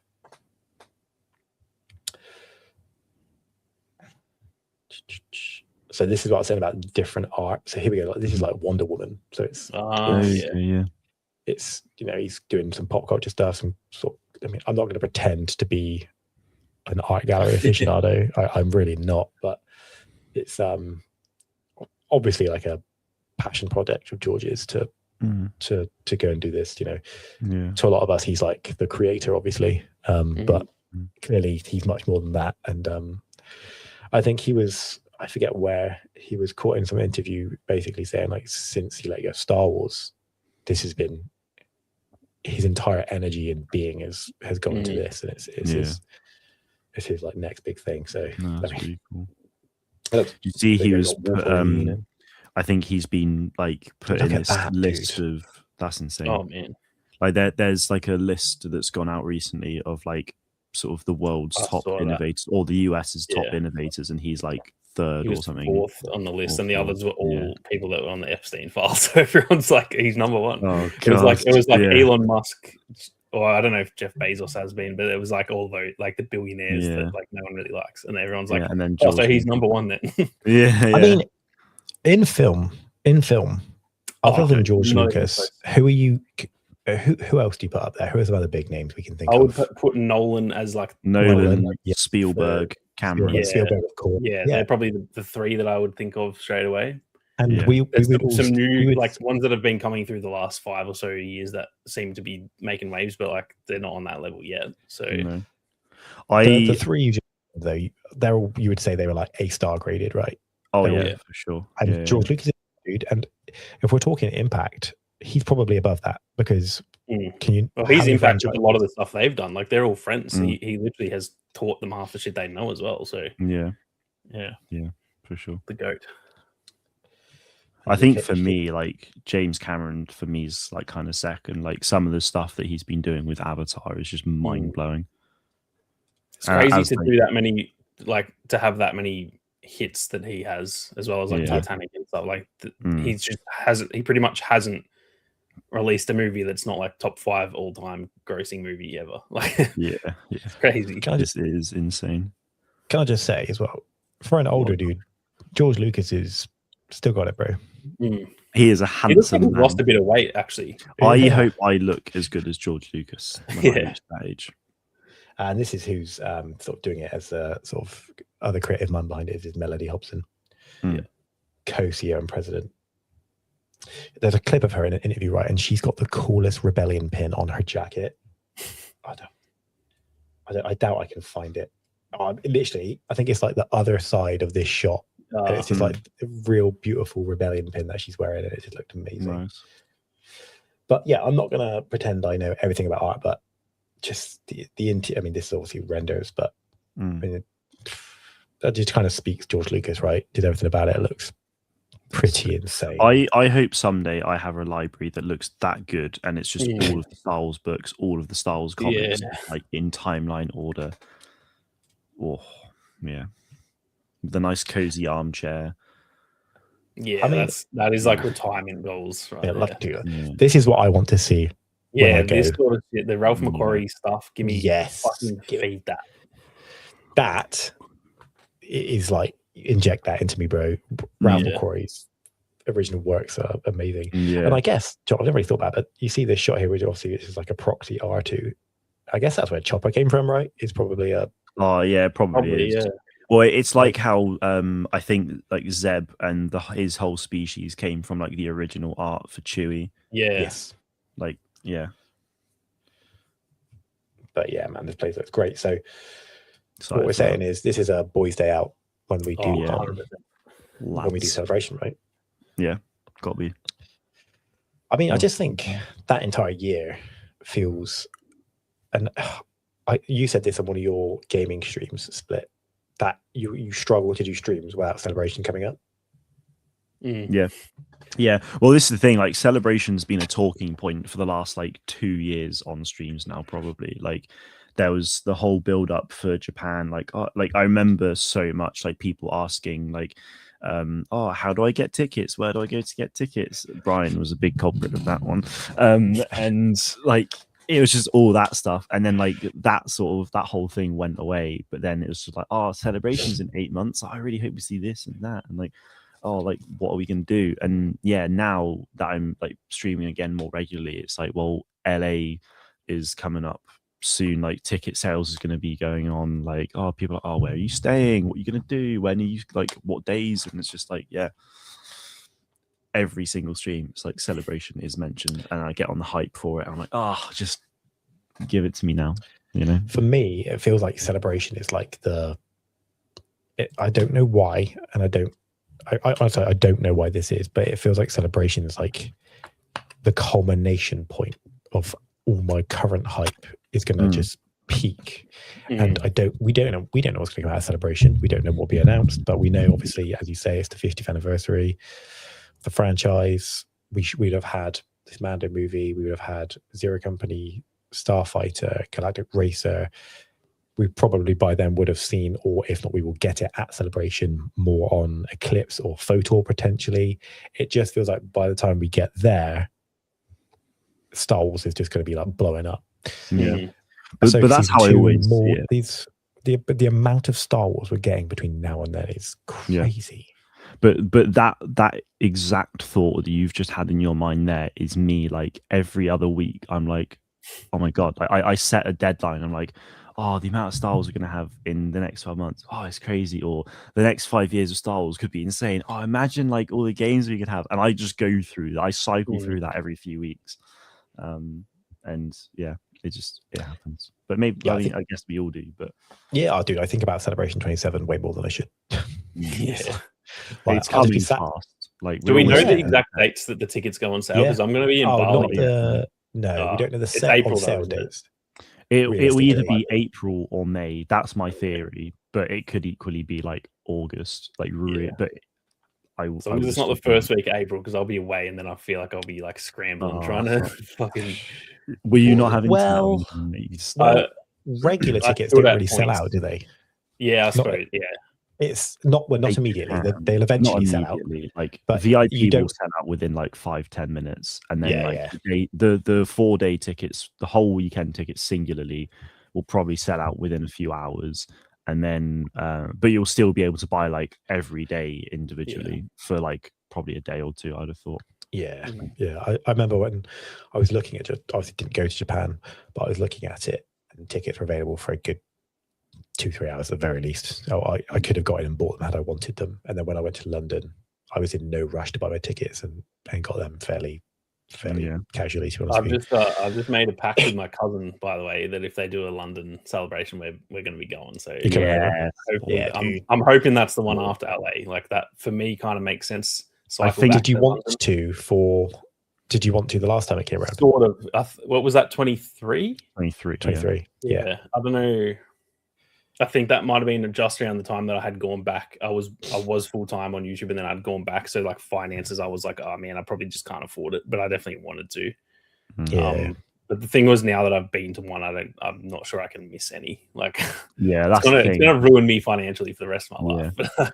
Well, this is the thing. Like with London, I was just 4-day ticket. Like, wasn't VIP, and it was an amazing experience. But then I got VIP for Japan, and then I'm like, I don't think I can not go VIP again. Like the ease of sort of being able to get in slightly early, get all the important shopping done, and then go to panels and like guarantee yourself to be in the room for all those panels was just it was amazing. Like rather than having to be like, oh, I've got into this panel I really want, but I really wanted that one. Like, yeah, like to not have to worry about all that stuff is just so nice. And especially for next year, it's like I want that, but obviously it's like 5 times the price of a normal weekend ticket. It ain't cheap, is it? It ain't cheap. It's really expensive. I was like 100% sold on getting them, and now I'm kind of like, it's so much. Like the travel to LA is already going to be a lot, and I think we'll probably turn it into we won't just be there for like the weekend. I'd imagine we'll try and turn it into an actual trip. So it's Are you intending to go with Sammy? I'm going to go with the missus, but then my best mate is actually going to be in Vegas at the time. So then I'm like, do I go to Vegas with him? Because like, it's not too far away. There's a few hours. I'm kind of like, if I'm already going to be there around that time, do we just extend it by a few days and go? Okay. So, and then we might do other random shit. I don't really know.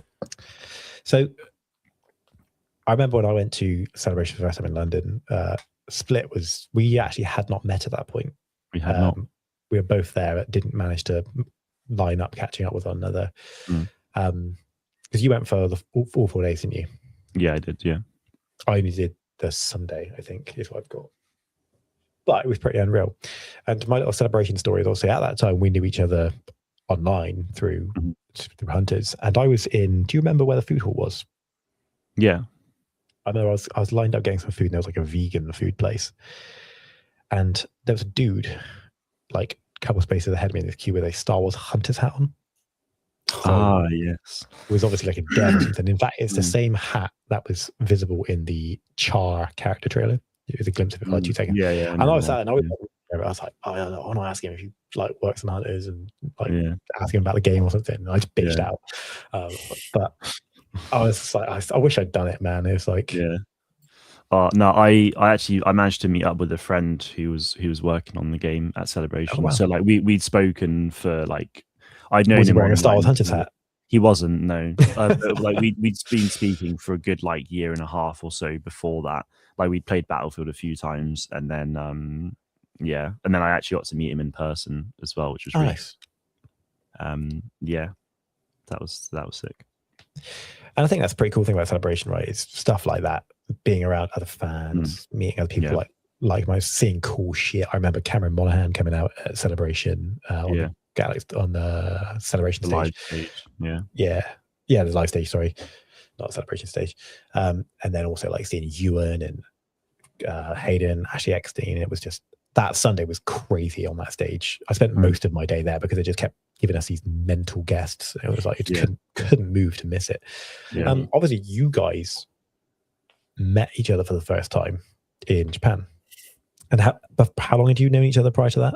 So many years. 2018, I reckon. So we first It's that long, eh? Yeah, long time. Like we both when we started, and I think I just sort of like found Mark on Twitter or something, and we'd started like following each other, and slowly, I don't know how we ever like got in contact for the first time. It just kind of like happened. I think I was actually speaking to Parallel about this earlier in the week. It's like it's just similar to how me and Parallel like started speaking online. It just kind of happened, and then like here we are now.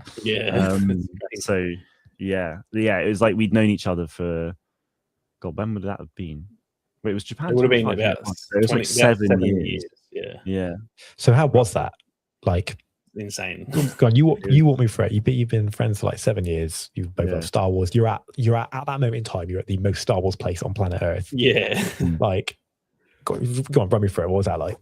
Well, I remember like because I got there that day not on time. Like Mark had been there already, and me and the missus I think went and did like stuff in Tokyo that morning. And then I got there and I met another friend, Twisted, who's another YouTuber that I've met him a few times. But just to interrupt here, and Split tells me you've heard this before. I definitely thought he was your brother. We used to have a running joke. Yeah, seriously, dude. I don't know if it's you had similar like length hair, facial hair, or whatever. And you're both Australian. I just casually said to Split like, "Oh yeah, you're his brother," and I don't even know why I noticed. And he was like, "Yeah, they're not brothers at all." We used to have this running joke because I would go into his like a stream and I'd be like, "How's it going, brother?" As in like, because that's just the saying that we just that's I don't know if that's an Aussie thing or what, but like it's like brother. And a lot of people would be like, "Oh, you guys are actually brothers?" And one time he was streaming and I came in there and said that, and then he was like, "Yeah, we're brothers. Did you guys not know we're brothers?" And we fully just bought into it without planning this. We just forever just were like, "Yeah, that's my brother." Like, and then people fully believed it. It was so like, psych. So funny, yeah.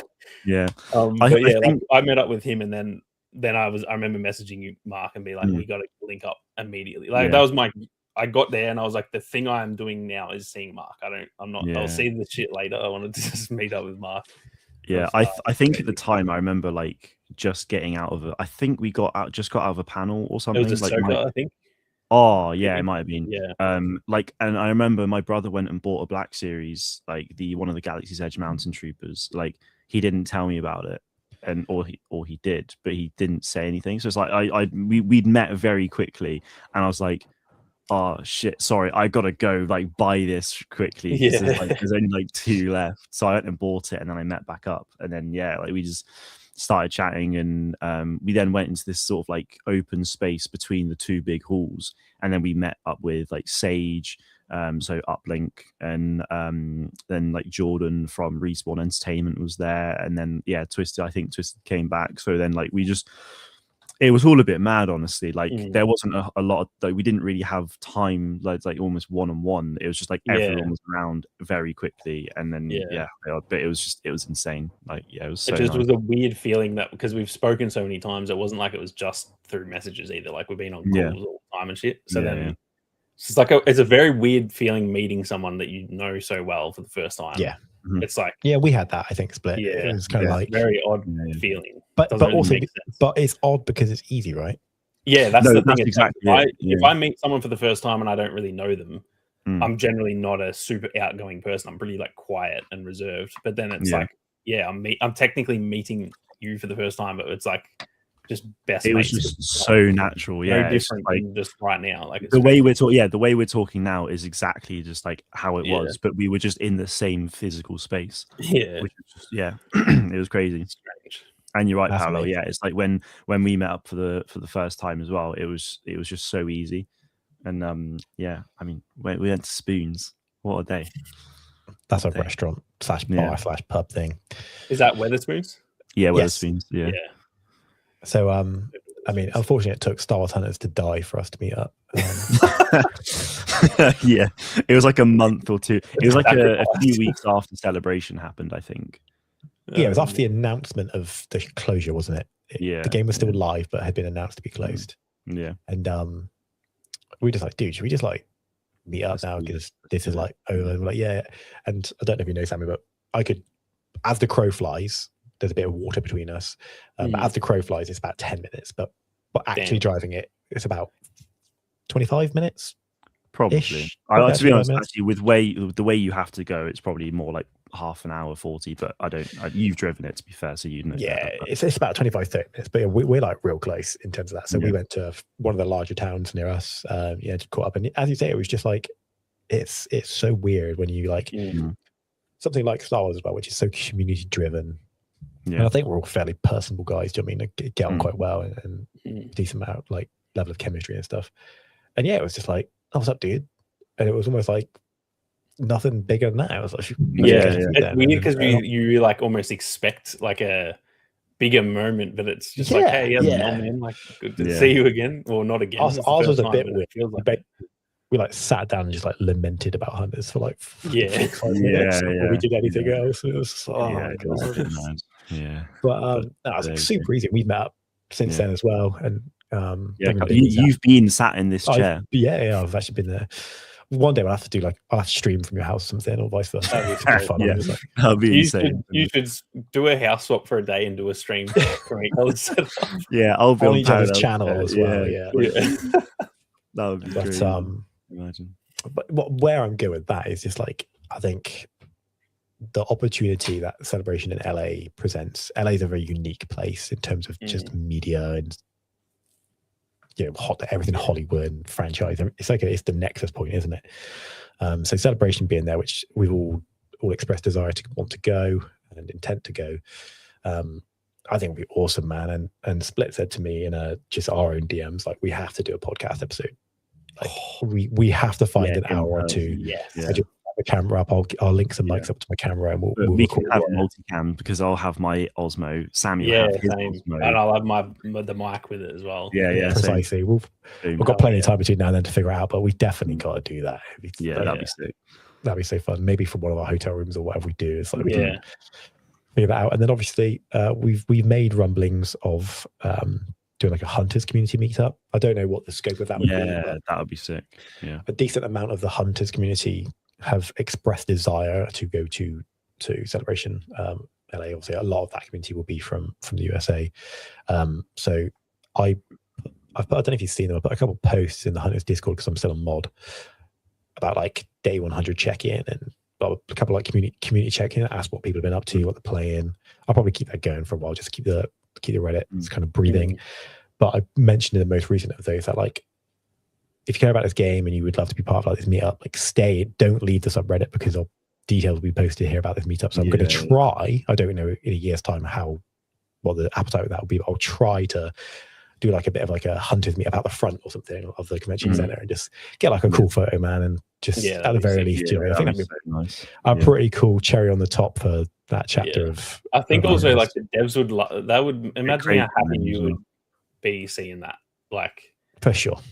A year and a half after it's been killed off, and you just seeing it's gone but never forgotten. Yeah, like that would be so good. Yeah, that would be sweet. And that's why I put the idea out there, because I just thought, I mean, Hunters for me was the backbone of my channel. I wouldn't have half of the viewership I do, which is still rather small, but it is almost exclusively from that game. So it holds a very special place to me, much like I'm sure Battlefield does for you guys. Battlefront, sorry, not Battlefield. But yeah, I think that would be freaking cool, man. And just yeah, LA Celebration offers like a really unique opportunity for that. Obviously, we've also all expressed that we're going to do fucking Galaxy's Edge, obviously. And then again, like we'll rope in as many people as we can, I'm sure, for all of this sort of stuff. Like if Twisted goes out there to that one, or are you pretty close? You know Andrew from Bombastic as well, right? Yeah, we're Sammy, good mates as well. We've probably met 4 or 5 times now, so I'm pretty sure he'll be going. Like he's always there. Pretty much at anything, he's there every time. And Split again. I assume your brother's going.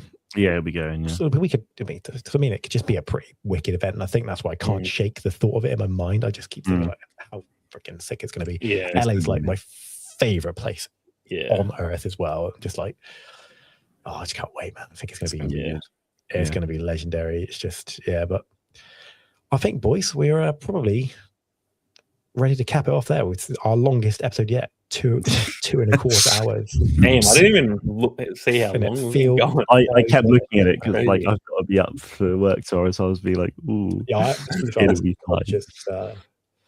was conscious. Before we go, let me just quickly rip through the last couple of comments because there's a couple that have come in since. Hey, Sel there from my channel, legend. She's from LA. I met her at Galaxy's Edge last time. Oh, sick. I think I remember you saying about that. Yeah. She pretty much babysat me and took me around to the good spots. Got me into Ogre's Cantina and was getting drinks for us and stuff. It was sick. Absolute legend. Did you go to Ogre's Split? No, I didn't. You had to book honestly, but now you don't have to book it. I think Ogre's is the best place in the entire park. Easily most immersive. Like you're in Star Wars there. It's crazy. At that point, that is Star Wars. Yeah. It's crazy. Nice. But welcome in, Zelda. Thank you for coming through. Welcome to the podcast. If it's your first time in here, we're going to keep this thing rolling for as long as we possibly can. I hope the boys echo my sentiment, but really enjoy doing these, man. Yeah, could do it all day. And how has it been live? What do you think? You enjoyed it? Yeah, it's been. It doesn't feel much different. Yeah, I think it's just quite nice to get comments. Yeah, it is not a nice little dynamic aspect with the comments. Yeah, I've enjoyed that. I think letting the guys come in and have a chat. That's pretty cool. We'll see what I'll do is once I end this one, and I think YouTube will probably process it because I don't know about you guys, but my streams always seem to get slightly better quality after they've processed for a bit of time, like the VOD. I'll see what it looks like, and as long as it's comparable, I've got, and obviously timing, given that you live on the other side of the fucking planet, we'll figure it out. And if we can keep them going live, I think I'd be quite psyched to keep those going. Actually, could even be the type of thing you do like. Here and there, you just swap it around, like do one live. Exactly. It'll be sort of by circumstance, I'd imagine. Yeah. But all right, boys. Another good podcast. Thank you very much. It's been a blast. It always feels like it's been 5 minutes as well. Yeah, legit. Today's flown by. And I think if I wanted to, I probably could go for another 2 hours, but I definitely could. Just like it's getting late here, man. But any of my viewers who are watching this and you've not already, please check out Sammy and Split's channels. I would invite you both to be collaborators on this, so it will get pinged up on your channels anyway. And then vice versa, if you're one of Split's followers seeing this, check out Sammy. If you're one of Sammy's, check out Split, of course. And we'll be back for more pretty soon. Anyway. I've been Parallel. I've been joined by my co-pilots, Split Screen and Sammy. We'll catch you next one. Love it. Peace. Out for now.